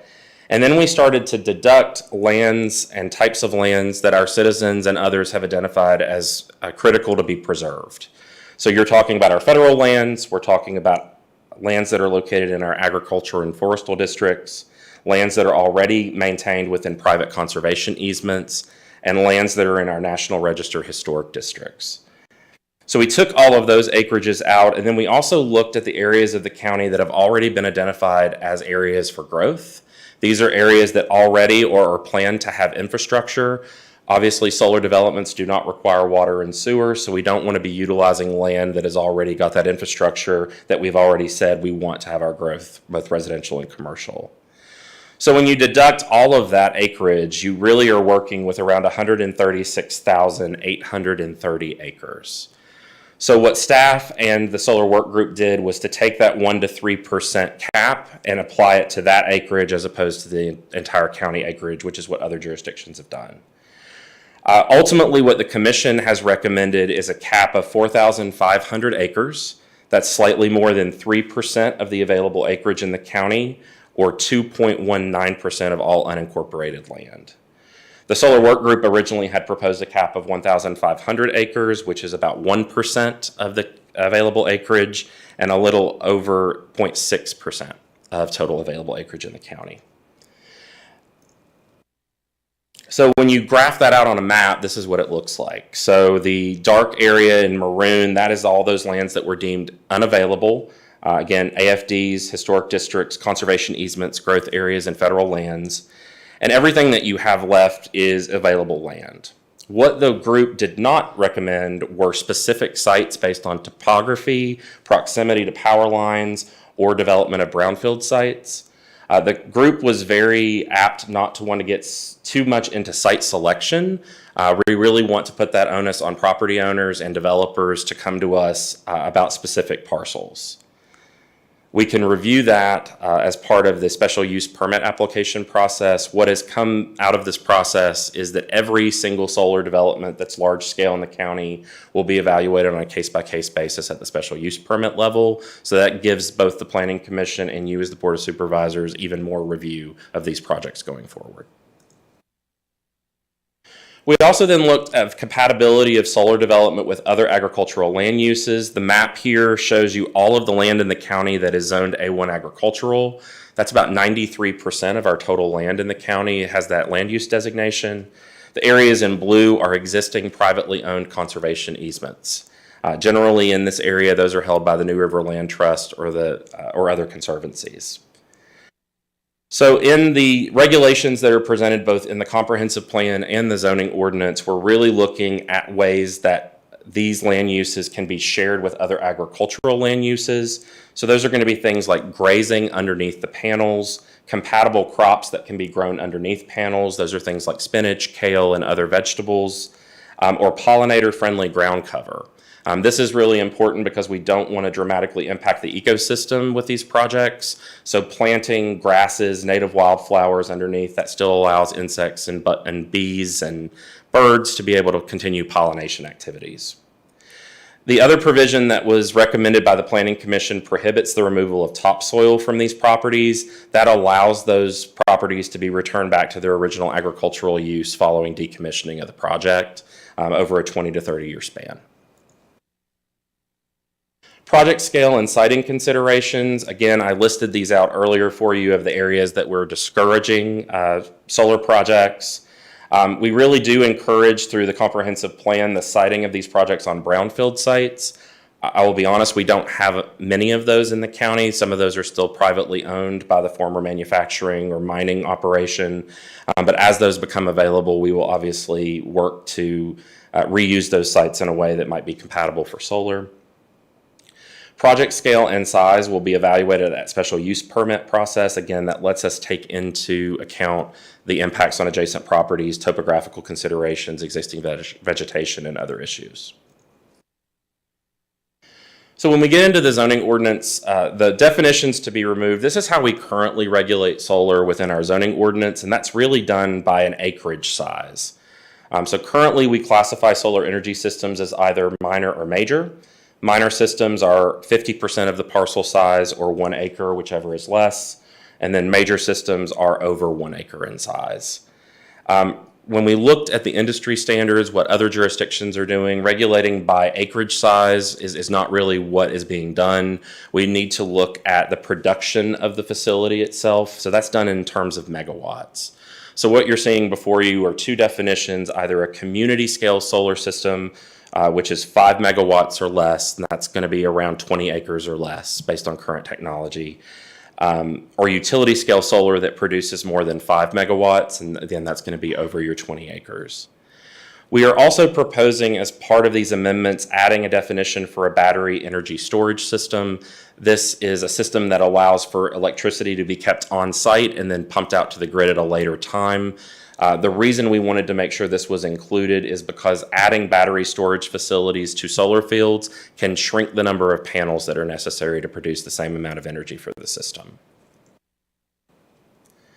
When looking at location of projects, the Commission's recommendation was not to add language restricting the placement of these facilities on adjacent solar sites. The reason for this is, again, to be able to let you look at things as a board on a case-by-case basis. It might make more sense to site solar fields next to each other in an area of the county where they're less visible, as opposed to having a field in a more visible location in another area of the county. But again, we wanted to give the board and the Planning Commission that discretion in evaluating those applications. Looking at limitations on project size, the Commission recommended no language to restrict the size of individual projects, and instead to consider that during the special use permit process. Originally, the solar work group had proposed a total acreage cap per project at 100 acres, further breaking that down to 50 acres for community scale and 100 acres for utility scale. And then the public feedback that we received on that was really mixed. A lot of our solar developers and our landowners that already have leases in place said that that would essentially prohibit utility scale solar development in Montgomery County because of the size of acres that are needed to generate those extra megawatts. When looking at minimum setback requirements, the Commission's recommendation was to require a minimum 100-foot setback from property lines, with the option to increase that setback as a condition of each individual special use permit. The solar work group had originally recommended a 75-foot setback in community scale and a 150 setback for utility scale, so that was where that compromise came in. And then in terms of required buffers, think of this as landscaping and open space. That can be located within that setback. However, the buffer, as recommended by the commission, would have a width of the minimum setback of the zoning district. Give you an example of that, in the agricultural zoning district, our setback is 40 feet. So that buffer would be required to be a minimum of 40 feet in size. But the commission or the board could require additional buffering on a case-by-case basis. The commission's recommendation regarding battery storage facilities was to allow battery storage facilities in both community scale and utility scale projects, while the solar work group originally proposed that utility scale projects would be the only ones allowed to have battery storage. And again, the rationale there is adding battery storage in, you can shrink the number of panels that are necessary, and we can actually make those projects smaller if battery storage is a component. Decommissioning of the projects, that was another area that we got a lot of feedback from the public. Decommissioning is required as part of state code, and the recommendation of the commission includes a requirement that a decommissioning plan must be submitted as part of the special use permit application. That decommissioning plan must include an estimate of the cost to remove the panels and equipment and return the site to its previous condition. The applicant must submit a bond or a surety to the county to cover those costs, and county staff would reevaluate that every 2 years to ensure it's keeping up with inflation and current technology. Shared agricultural uses and returning to farmland. This is in the zoning ordinance. The commission's recommendation includes regulations to facilitate those shared agricultural uses that I mentioned to you earlier, including the grazing and the prohibition to remove topsoil from the site. Other considerations that the work group and the Planning Commission ultimately recommended was to increase the amount of documentation that is required when submitting a special use permit application. That's going to include things like the project narrative, a concept plan, a landscaping and screening plan, a base level identification of all the environmental and cultural resources that would be impacted, and then several performance standards that I've already outlined to you throughout the zoning ordinance restrictions. Other considerations that are being recommended to you by the Planning Commission include a mandatory community meeting by the applicant to talk about the project and get public input and answer questions, a review of the application and site plan by the county's development review team, and a contracted third-party reviewer at the applicant's expense if the review team feels that is necessary. This is in line with what other jurisdictions are doing as well. I will say that we already, as the county review team, we already evaluate all special use permit applications, but this just codifies that in our zoning ordinance for these projects. And then with other plans and studies, staff must approve a site landscaping, lighting, maintenance, and safety plan, as well as those environmental and cultural reports prior to the issuance of any permit or start of construction. And that's addressing some of our concerns of our citizens that all of the due diligence wasn't going to be done before these projects were begun. So that's sort of an overview. I did add in 2 more slides at the request of County Administration and Chair Biggs and Vice Chair Fidzikowski, just to give you an update on 2 pieces of legislation currently in front of the General Assembly and how those could impact the county if they were approved. The first is House Bill 636, and there is a Senate companion to this. This was introduced by Delegate Sullivan. The Senate version has been introduced by Senator Deeds. Essentially what happens here is it establishes a procedure for a utility provider or an individual power provider to obtain approval to site an energy facility rather than receiving approval by the locality. The applicant may apply to the State Corporation Commission if the locality fails to approve or deny an application in a timely manner, defined by the bill as 120 days. The application complies with certain requirements, but the locality denies the application anyway, or the locality amends its zoning ordinance to add additional restrictions after the locality has already notified the applicant that the application is compatible. This would apply to solar facilities over 50 megawatts, wind facilities over 100 megawatts, or battery storage facilities 50 megawatts or more. I will say that we are very troubled by this bill. It has been referred to the Committee on Cities, Counties, and Towns. Both the American Planning Association Virginia chapter and the Virginia Association of Counties oppose this bill. Our lobbyists are speaking with the patron as well as other delegates and senators regarding this. Both Bree and I serve on the APA Legislative Committee, so we get weekly updates on the progress of bills. I will say a hearing date has not been scheduled for this yet. However, the patron and the supporters argue that because of that Clean Economy Act benchmark that was established back in 2020, we are not going to meet those thresholds with the amount of solar that has already been approved. And the argument that localities are sort of willy-nilly denying these applications also doesn't really hold water. When you look at the size of these facilities that are being regulated in the legislation, localities are approving these projects at a rate of about 94%. The other bill of interest is not nearly as controversial, but I wanted to put it on your radar. This is Senate Bill 255. It would establish a shared solar program for American Electric Power. This program already exists for Dominion Energy, and as you might remember, the application that the board saw in late 2022 was a shared solar program that was proposed. Essentially, this allows subscribers in the region to subscribe to a shared solar project and then get a credit on their energy bill for being subscribed to the program. Approval would make community scale solar facilities more appealing to developers in the county, so I just wanted to put this on your radar so that you know if this is approved, we might see more interest for those particular scale. It's been referred to the Committee on Labor and Commerce in the Senate, and APA Virginia has no plans to comment on this bill because, again, it's going to put us on equal footing with Dominion customers in other parts of the state. So with that, I will take any questions that you have. I know that was a lot of information in a short period of time, but condensing 10 months of work down into 20 minutes was a little challenging. So thank you. Oh, that was an excellent presentation. You really hit all the points too, and I'm really glad that you gave us an update about the legislation. But let's start out. Since Supervisor Fidzikowski, Vice Chair Fidzikowski served on there, do you want to add anything to help us? Well, I would just ask Justin to give us an idea of what a 50 megawatt solar field, what size would that be in acreage? So you're looking at a minimum of 200 acres. 200 acres. And I don't think any county would want the state to come in and overrule a plan that, in the case of Montgomery, has been worked on for a year and been in consideration probably longer than that. But I think as much due diligence has been done, and thank you so much for your department's work on it. I know a lot of people have put in a lot of time, but I think this is something that's necessary. We found out down in Elliston that it is necessary to look at these things because solar could pop up anywhere in places that you may not want it. So I like what you've done. It still gives the county flexibility. Of course, if the state doesn't take it away. But it gives us that flexibility to look at each project.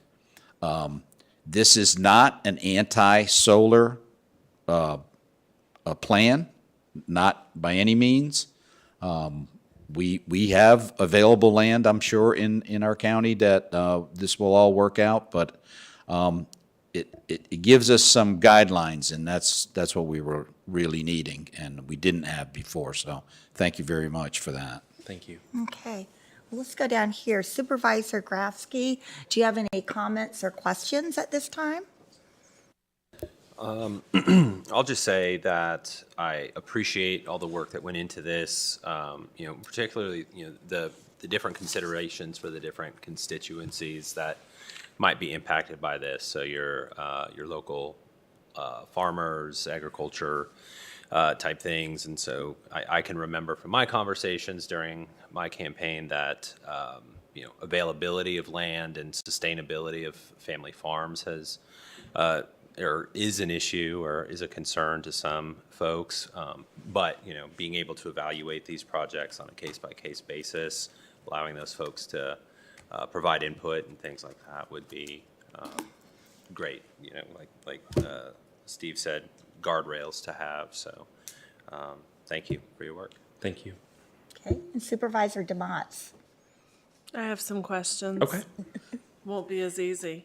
I'll do my best to answer them, but if I need to get back to you, I can get those answers to you. I think you'll be able to answer them.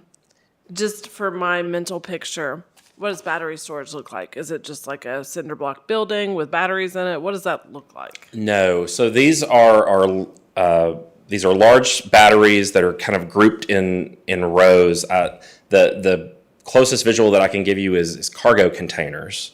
Okay. Just sort of placed and spaced at an interval that would allow them to be serviced. And then there's obviously transmission cables that would be associated with those that are underground. What we can do before this goes to public hearing is make sure to include images for you as to what that would look like.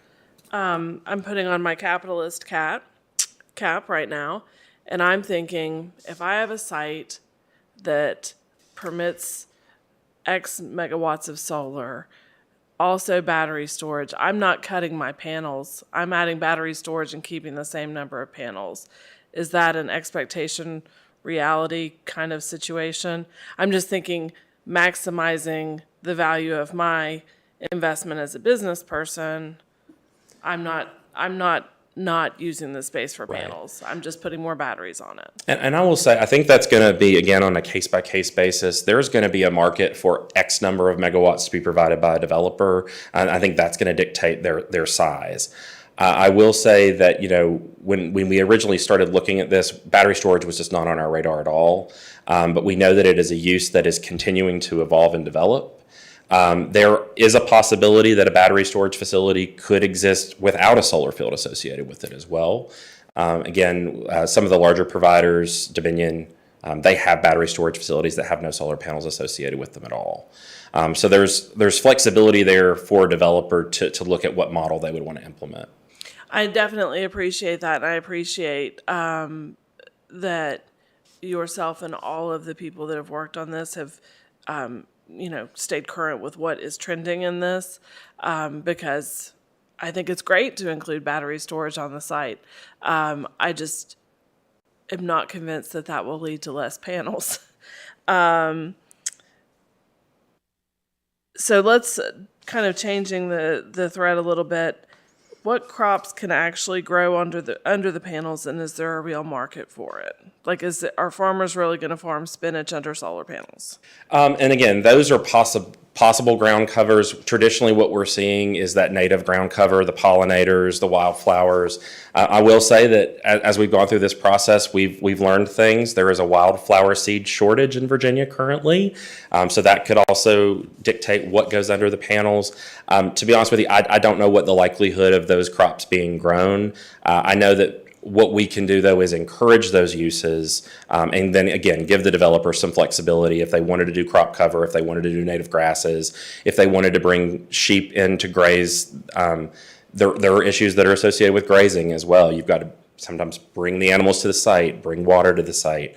But again, we tried to not get too specific so that we really leave that up to a business decision by the developer and the landowner. Okay, that makes sense. I've never been a farmer in my life. I'm sure you're shocked by this news. If you take land out of agricultural use, and even if you retain the topsoil, and then you put a solar field on it for 15 years, and then you take all the solar down, can that land go immediately back into agricultural use? Or does something have to happen to it I don't know the proper terms, but does something have to be done to treat it so it can be agricultural again? And this is the challenge that we face. Majority of these systems have never been decommissioned yet. So a lot of what we are talking about is speculative, based on the research and the data that we currently have on what decommissioning and reforestation or return to agriculture is going to look like for these sites. So I can't fully answer that question, but I can try to pull some more research and make sure that that's included in your packet before public hearing. That would be helpful, just because I'm coming from a no knowledge base on that. I'm just seeing, truthfully, like a little grid of runoff from all the panels where we just have grooves running down the land from the rainwater runoff. and how are we not eroding the topsoil completely that way? And I will say that the fact that the panels themselves rotate with the sun, that does not make them impervious surface. So it is going into the ground. The installation, there are going to be obviously channels that are dug for the electrical equipment, but these are mounted on posts that go into the ground. That's a pretty standard mounting procedure. So that's not going to have any more of a negative impact than fence driving operations on the site. It's just, again, the sheer number of posts that have to be driven, that obviously is going to have a more dramatic impact than if you're just putting fence posts in. Right. But what I can do is get you that additional information. I will say that the topsoil provision, we know that there's no return to agriculture if the topsoil is removed from the site. That basically just becomes an arid site at that point. So that's the reason that provision was included. I wrote on here, we don't like House Bill 636, but I think you answered that. We pretty much hate that one. I will say our lobbyist for APA Virginia said it was the worst bill he has ever seen in the General Assembly. I think that's shocking. I definitely don't like that one. And then I had one other question that's kind of a foundational question for me, and for probably all of us as we decide on this. Do we want utility scale solar in Montgomery County? And if so, why or why not? And I don't know that we can answer that question in an ordinance, because that's going to be an opinion, but that's kind of that's something I wrote highlighting my notes is, do we want utility scale solar in Montgomery County? What was the size of the installation down in Elliston? Was that a utility scale? That was a community scale, 5 megawatts. Yeah. The total acreage on the site was 32 acres, but that included their buffer yards and setbacks, fencing, maintenance roads, all of the equipment. The amount that was under panels, I want to say, was around 18 or 19 acres. Mm-hmm. Okay. And utility scale starts at 50 megawatts. Utility scale would be anything over 5 megawatts, Okay. as presented. So anything over 20 acres of panels. Correct. Okay. So I just put that out there as a question, not for you to answer, but as a question I'm asking myself as we're thinking about this. One of the other issues that we discussed at the solar work group level is we saw sort of the writing on the wall that with the Clean Economy Act passing, the General Assembly was going to continue to bring forward legislation. And so I think the charge that we were given and then what the work group really focused on were, as Supervisor Fidzikowski said, really figuring out what those guardrails are, and then the philosophical question about whether we want that size in Montgomery County ultimately is going to be the Planning Commission and the board to determine on that case-by-case basis. I guess that's the reason for House Bill 636, or 636. And then a final question, I guess, not something that's prepared tonight, but something that would be good for a future vote on this, would be understanding the tax implications, and how solar is taxed and what kind of revenue the county could expect to receive. Sure, we can get that for you as well. And I know the Commissioner of Revenue has already been attending some educational opportunities about different strategies of taxing authority across the state. Nice. And thank you to you, and thank you to the community members. I think you've got some of them here tonight to hear this discussion. Sincerely, thank you for your work on this. Really, this has been a great presentation. I really appreciate it. Thank you very much. Okay. Supervisor Bone. Great job. Thank you.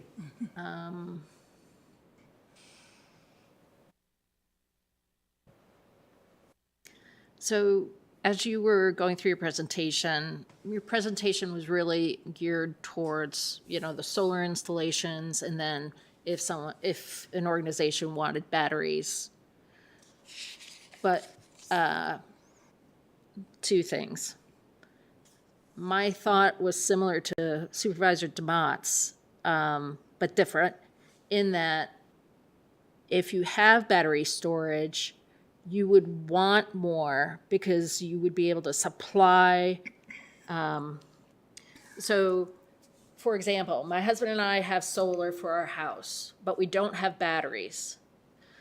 So we produce excess during the day and it goes to AEP, and then in the evening it comes back to us. If we had storage, then we could store more and send. It's, why did you say the opposite? So we talked about that in terms of, again, the solar work group originally said no battery storage and community scale solar at all.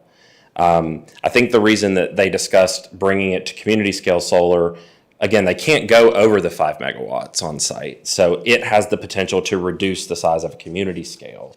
I think to Supervisor DeMont's point, with a utility scale, it could go either direction. You could have more generation on site, more storage on site, but it could also go less. And then also, as I mentioned, battery storage can be a standalone use, that's there for the provider to be able to store energy that's later released back into the system.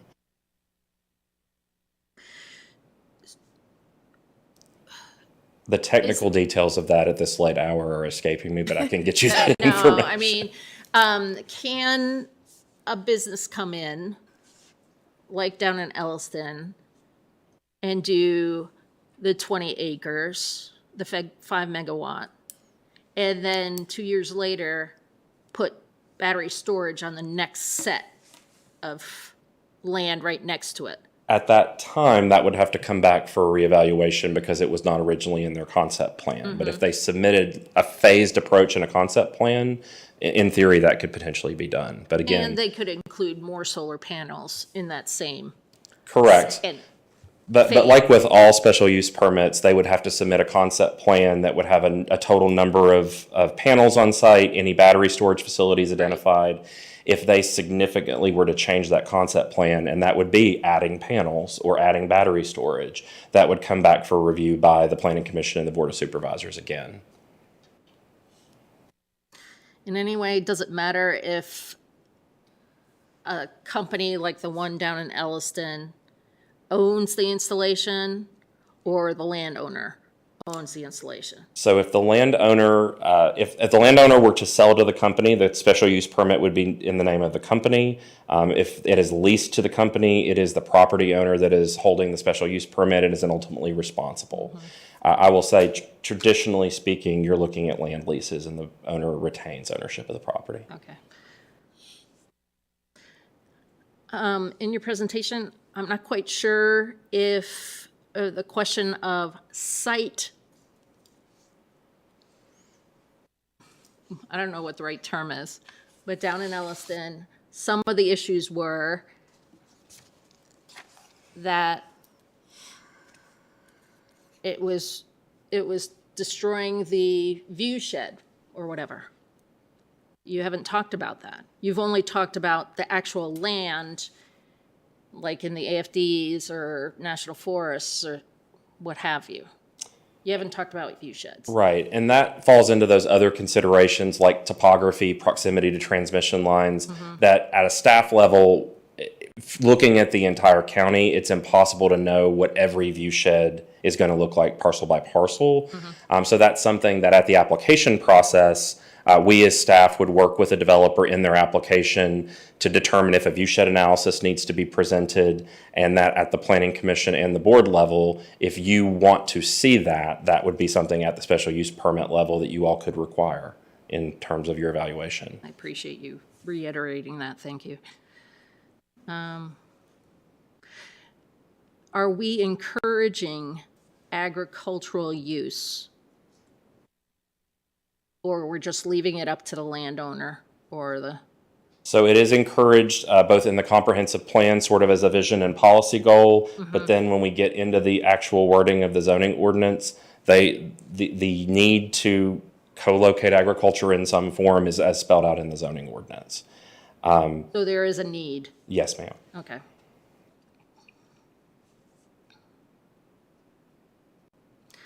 So what is the expectation of solar development if we aren't going to allow utility size installations? So if the board was to only enact the community scale solar, we would be looking at developments of 5 megawatts or less. I don't know, based on the market conditions, what a developer's desire to do community scale versus utility scale would be. I do know that there are developers that do both. There are certain developers that only do community scale.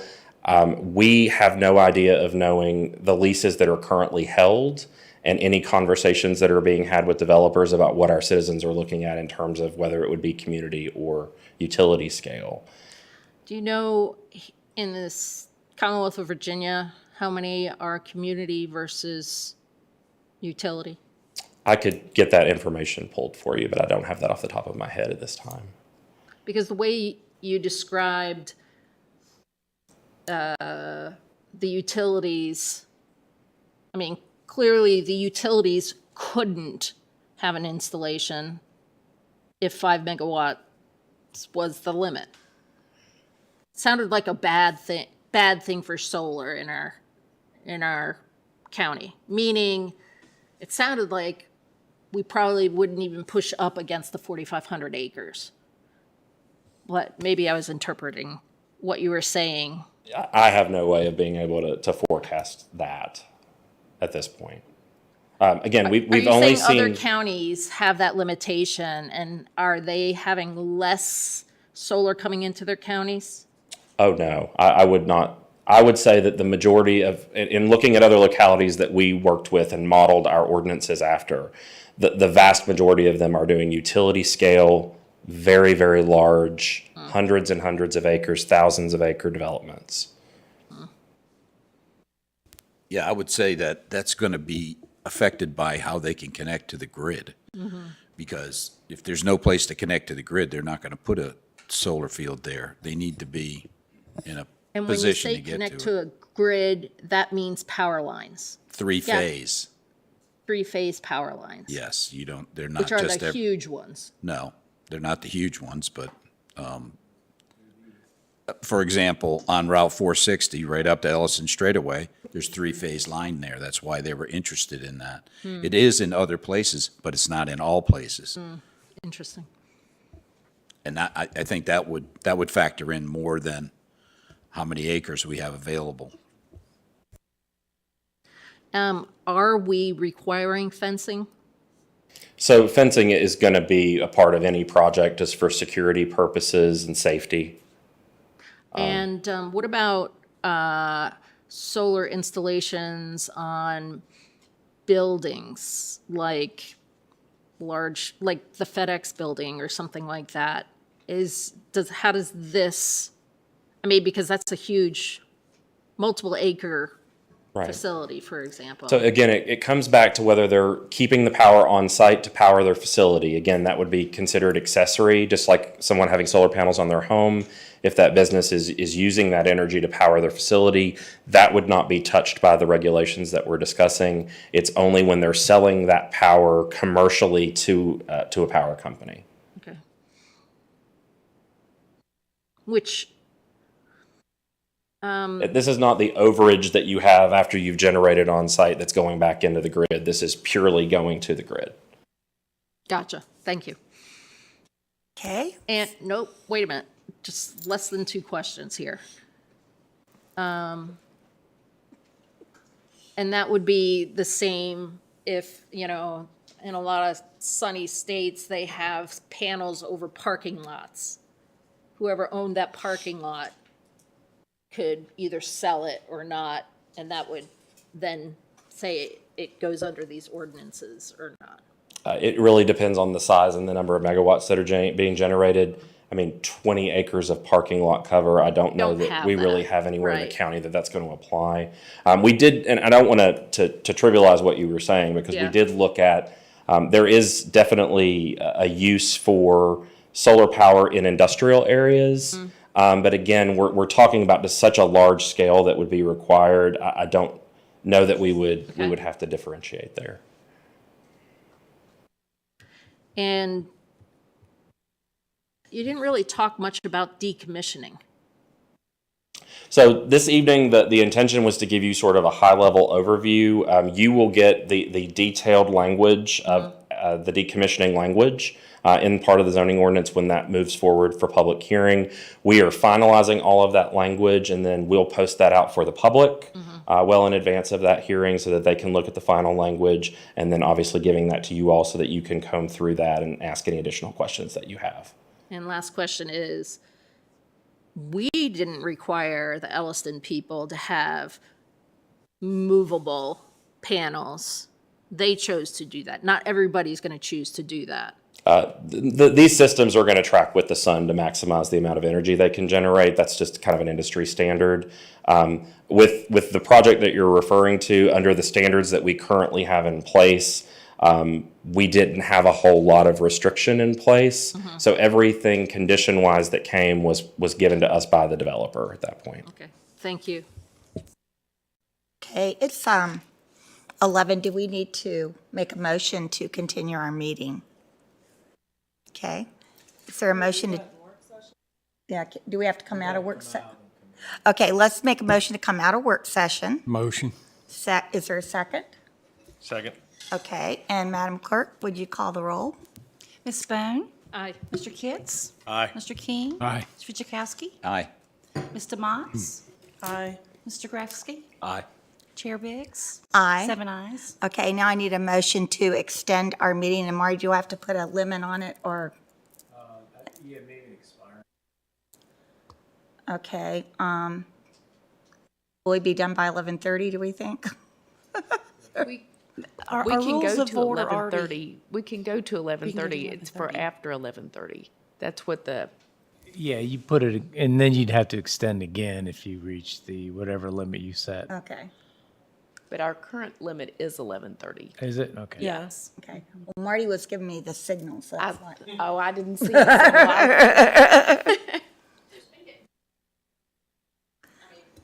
Okay, so right now we're going to Or tomorrow. 11:30. Okay. But you don't have to vote on that. We don't have to vote.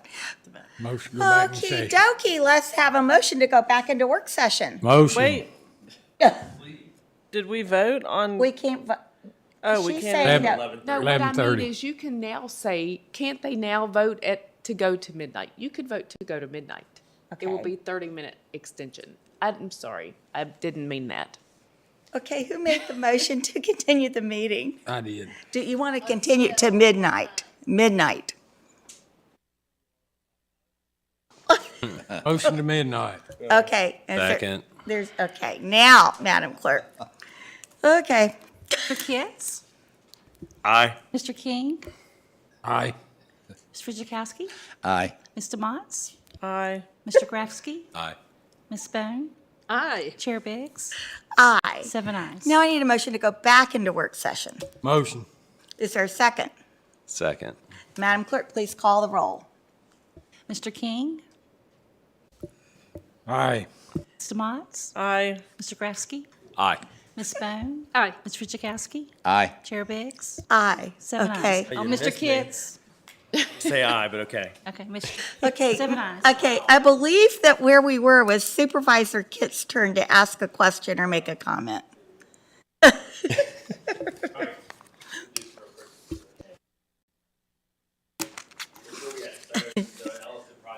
Microphone's off. Is another one? Okay. Dang it, 2 point. How many have we had submitted?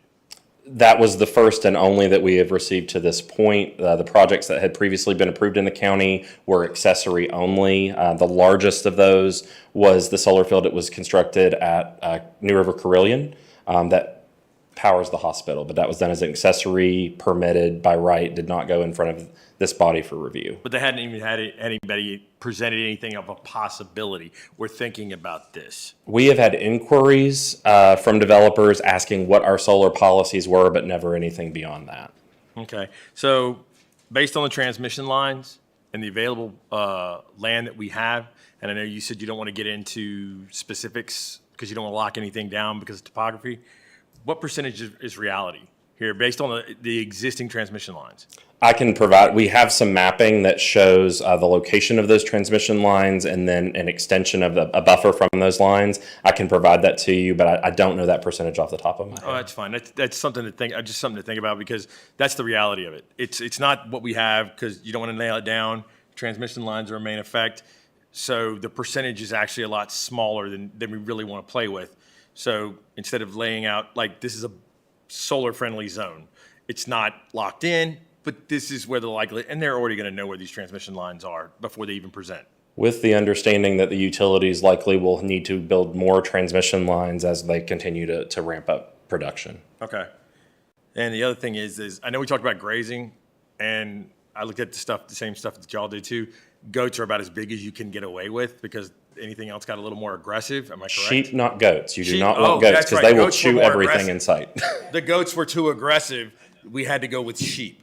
But this is the largest cattle producing county west of the Mississippi. So I think, agricultural wise, that's going to be a little bit of a holdup on that. But I'm just throwing that out there because how many sheep farms do we really have in Montgomery County that would benefit from this? And I will say with some of the project that we had down in Elliston as an example, and again, I want to reiterate that was withdrawn, so I don't want to lean too much on that. However, the proposal they had was that a portion of the property would be used for solar, the other half would remain as cattle. So there is an opportunity, even outside of the paneled area, to still maintain agricultural operations on the other parts of the farm. Okay. And the last thing I had was, are we going to regulate the battery storage the same as we do the solar? Is that going to Yes, fall that would into meet same all the thing? setback requirements, buffering requirements, all of that would be the same. Even though the visuals on that are not even close? Because I know that's the Elliston one, a lot of it was the sight lines. It was, So with battery storage, there are other considerations that need to be taken into account aside from visual. There is a noise that's associated with battery storage facilities. There's also different emergency management procedures that are in place for battery storage as opposed to the panels. So we do have a set of criteria specifically for battery storage to address those impacts. and I honestly don't know if somebody's going to be able to help me with this. Because this is more lithium-based, is this change the EMS response and the amount of equipment that we have to have in order to be able to respond to this situation? It does, and what other localities have done with battery storage is as part of their approval process, they have required training for the EMS agencies to deal with the problems that could be associated. So that would be something that this body or the Planning Commission could Do we require. know the ancillary cost of the equipment? Because that's going to be a change in, No, we don't know that okay, immediately. that's not planning. That's why I was looking over at you. So, okay, that's all I have. Thank you. Okay. And Supervisor King?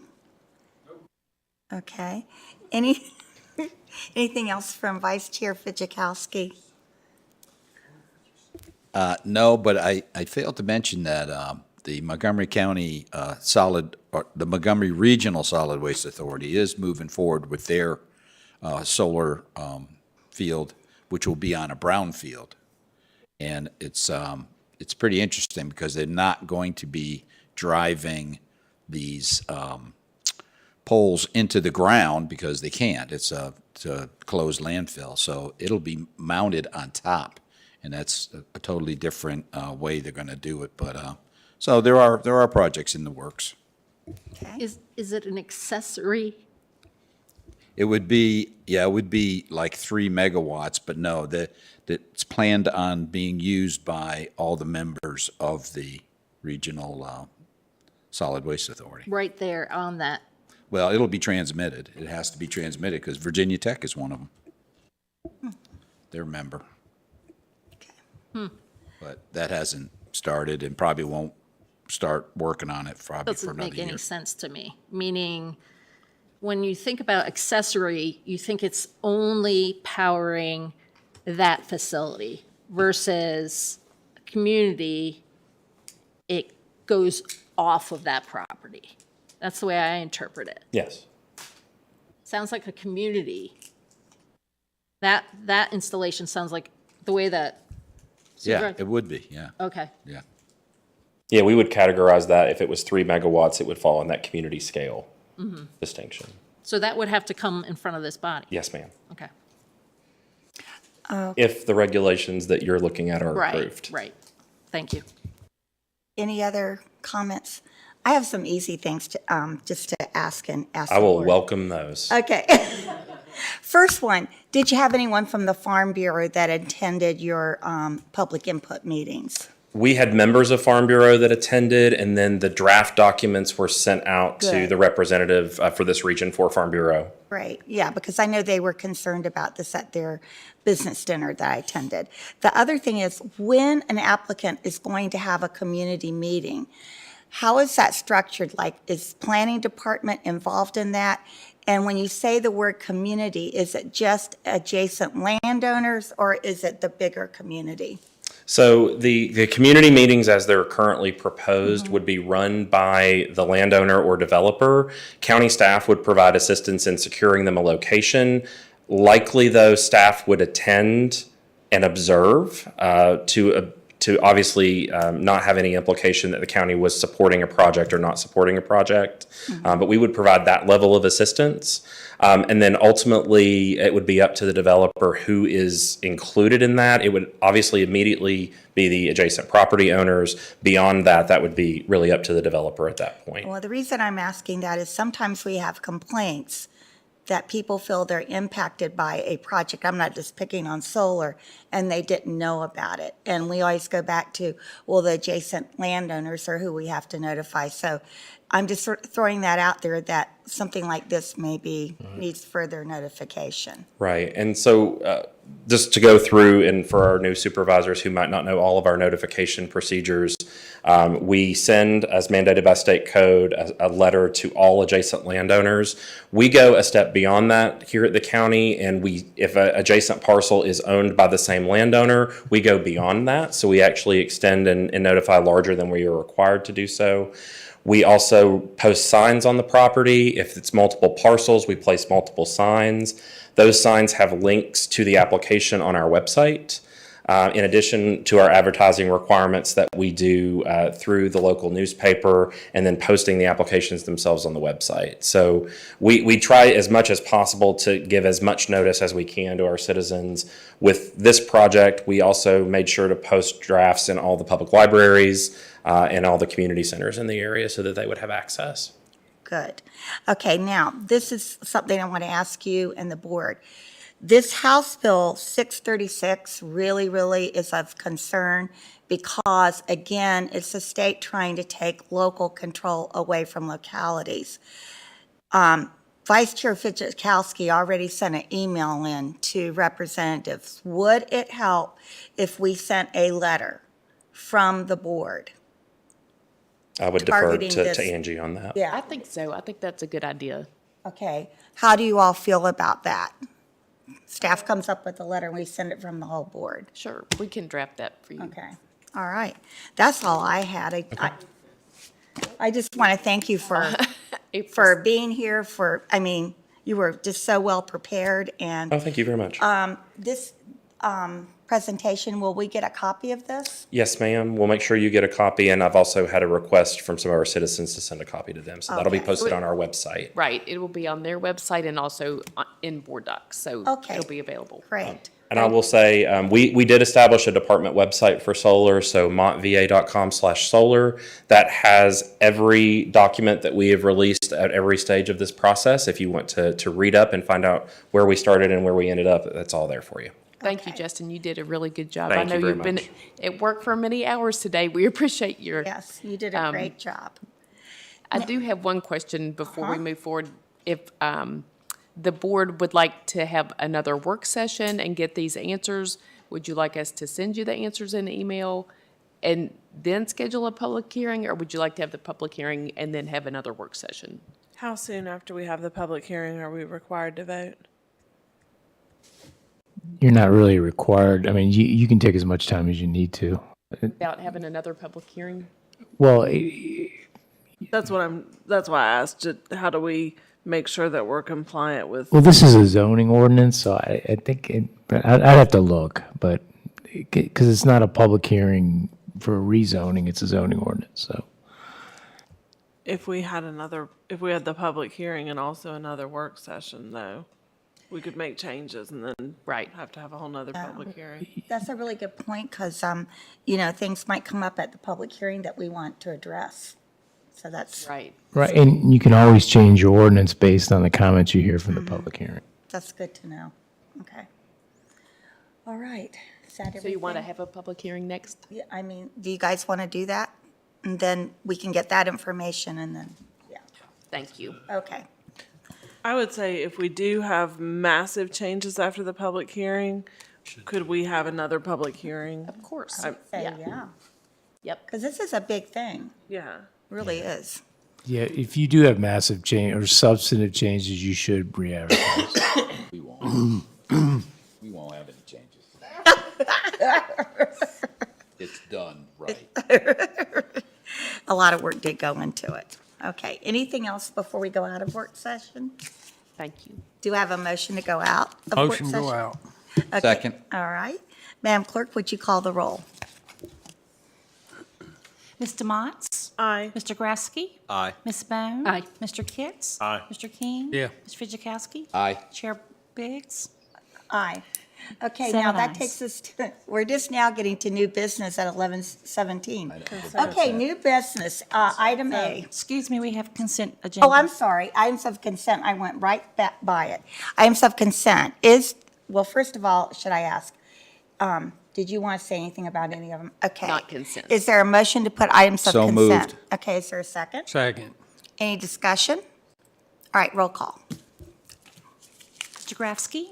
Aye. Ms. Bone? Aye. Mr. Kitts? Aye. Mr. King? Aye. Mr. Fitchukowski? Aye. Mr. Motts? Aye. Chair Biggs? Aye. 7 ayes. All right, now we're to new business, item A, special use permit for Roy Bolin Estate. Motion. Second. Any discussion? Roll call, please. Second. Aye. Ms. Bone? Aye. Mr. King? Aye. Mr. Kitts? Aye. Mr. Fitchukowski? Aye. Mr. Motts? Aye. Mr. Grafsky? Aye. Chair Biggs? Aye. 7 Okay. ayes. B is amend the county's rural addition priority list by removing Regency Road. Is there a motion? So moved. Second. Okay, any discussion? Okay, roll call. Mr. Kitts? Aye. Mr. King? Aye. Mr. Fitchukowski? Aye. Mr. Motts? Aye. Mr. Grafsky? Aye. Ms. Bone? Aye. Chair Biggs? Aye. 7 ayes. Okay, on C, Office of Elections Appropriation and Transfer, I believe Ms. Hill would like to say something. Just very briefly, we spoke in the fall, and the Board of Supervisors increased the Officer of Election pay rate, and so this resolution covers that increase. And also, we've worked with Connie Byers over the past few months and evaluated her staffing levels, and it provides funding for an additional deputy position in her office that would also be included in the 25 budget. Okay. With that being said, is there a motion to put it on the floor? Motion. Is there a Second. second? Second. Okay, any discussion? All right, roll call, please.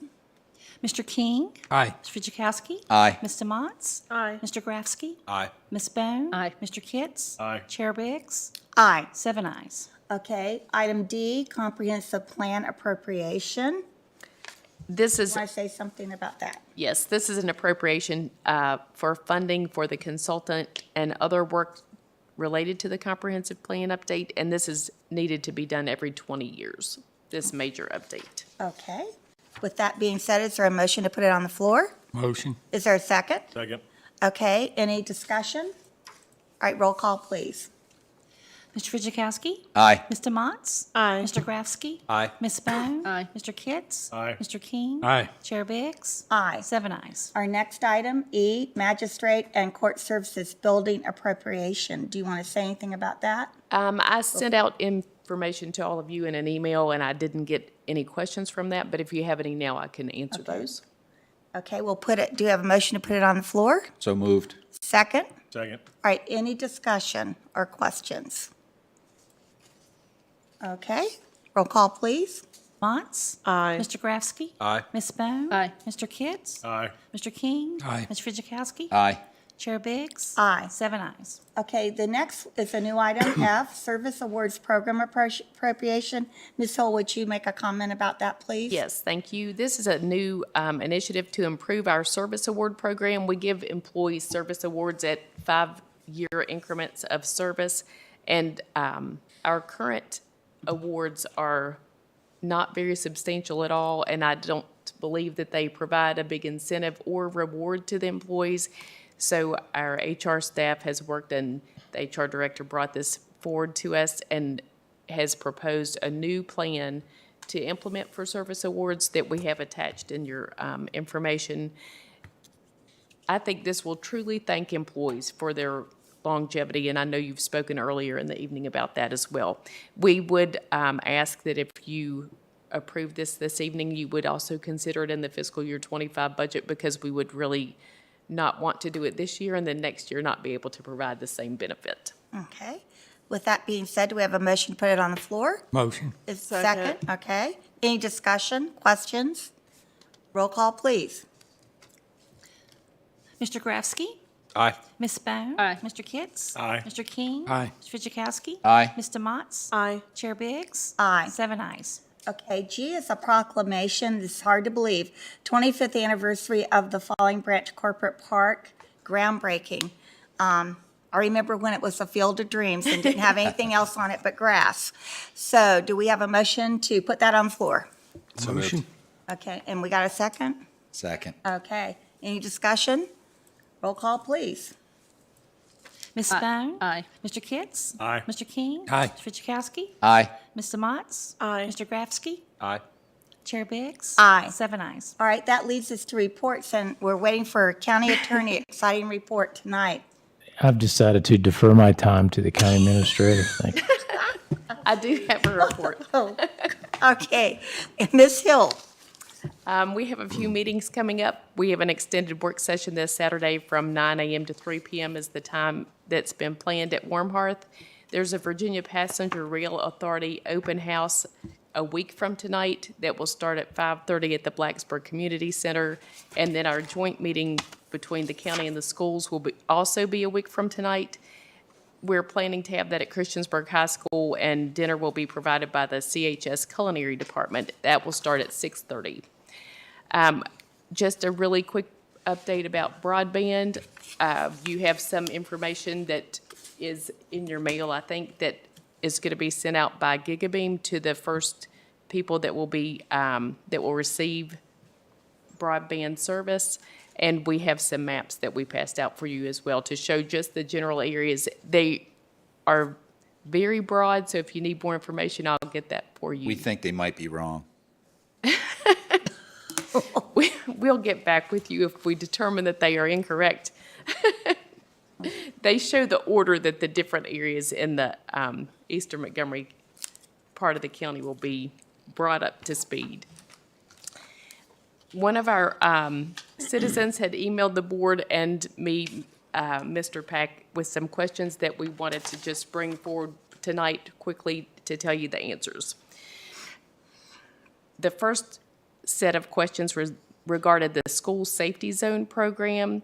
The sheriff's office is currently going through a procurement process for this service, and it's our understanding that the equipment related to the school safety zone program would be provided, installed, and maintained by the vendor with no cost to the county. The sheriff's office can only administer the program for the schools located outside of the two towns. It can only be for the unincorporated parts of the county. State code permits the law enforcement officials to administer the camera speed enforcement programs within their respective jurisdictions. The method of delivery of the summons was a question about whether or not it would be U.S. Postal Service, registered mail, and that will be determined during the vendor selection process as well. A question was brought forth about what happens when the schools are canceled and the lights and cameras continue to function as normal, and a person is cited for excessive speed in the school zone. The sheriff's office will be responsible for approving all of the summonses prior to them being mailed. So if that was the case, they could have the opportunity to void the summons before they were issued. And the next set of questions are about the New River Valley Regional Radio Concept proposal that was presented to you from Jason Milburn earlier. The cost savings related to the cost associated with frequency licenses, which the number of frequencies that were required would be lower. The savings is negligible because most of the frequencies are public service frequencies and they're not subject to renewal fees. Will we be able to use the current towers for the transmitters, and will they need to be modified in any way under the current proposal, the current tower sites would be utilized in conjunction with 2 additional sites. There may be some upgrades that are needed, and the cost of constructing the new towers and any needed upgrades to the existing sites would be included in the cost estimate. The new system would allow our 911 authority to reestablish communications with Radford and Pulaski. And finally, related to the debt, this authority was established in the Code of Virginia. It's a separate legal entity, and one of the main reasons that that was done when the authority was formed was so that the authority could issue bonds on its own. The members of the authority provide the funding necessary to operate the authority, and that would include funding to cover debt service payments. Each member would have to determine how to fund their portion of the associated cost, which is why the presentations were made to the members. And then the members would have to pass resolutions to show support for the debt before it could be issued. The authority will procure a financial advisor to assist with the bond issuance, and the obligation to repay the debt would be shown on the authority's financial statements. Wow, thank you for getting all that information out. You're welcome. Okay, May I ask now, a question? yes, go ahead. But won't that just be passed on to the jurisdictions? Because Yes. they're not a revenue, they Right. don't have revenue. That is other part than of the from us. point. Yes, that's Yes. part of the question, and yes, that's right. Okay, thank you. You're welcome. Okay, now we move to board member reports, and Supervisor Abone, do you have a report tonight? No report, thank you. Okay, thank you. Supervisor DeMott. No report. Okay, thank you. Supervisor King. No report. Okay, Supervisor Grafsky. No report. Supervisor Kitts. No report. Okay, and my report is, thank you for your patience, and thank you, staff, and you guys for keeping me on track. What? Oh, yeah. He just forgot I was even here. Do you have a report? I do have a report. Oh, no. Okay, go Sorry. ahead. I plan on sending this to you. I received from the Eastmont Community Foundation their 2023 Impact Report, and I just wanted to mention a couple of the highlights. They awarded 15 scholarships to graduates in Eastern Montgomery High School totaling $9,500, 4 grants totaling $6,000 to nonprofits. They added 2 more additional scholarship funds, and y'all may remember when the rescue squad was dissolved, they had that money, and a lot of it went to them for that purpose, because it's going to be scholarships for emergency services. So that's going to help us out too. But they run the field. They have concerts. They've run the Eastmont Thrift Store. They've run the Waldron Fitness Center, and everything's going great. And I'm going to send you a copy of it, and that's my report. I'm excited about the scholarships. That's really, and they vet them, they have a committee that does that. Okay, good, good. All right, anything else for the good of the cause? If not, we're officially adjourned at 11:30.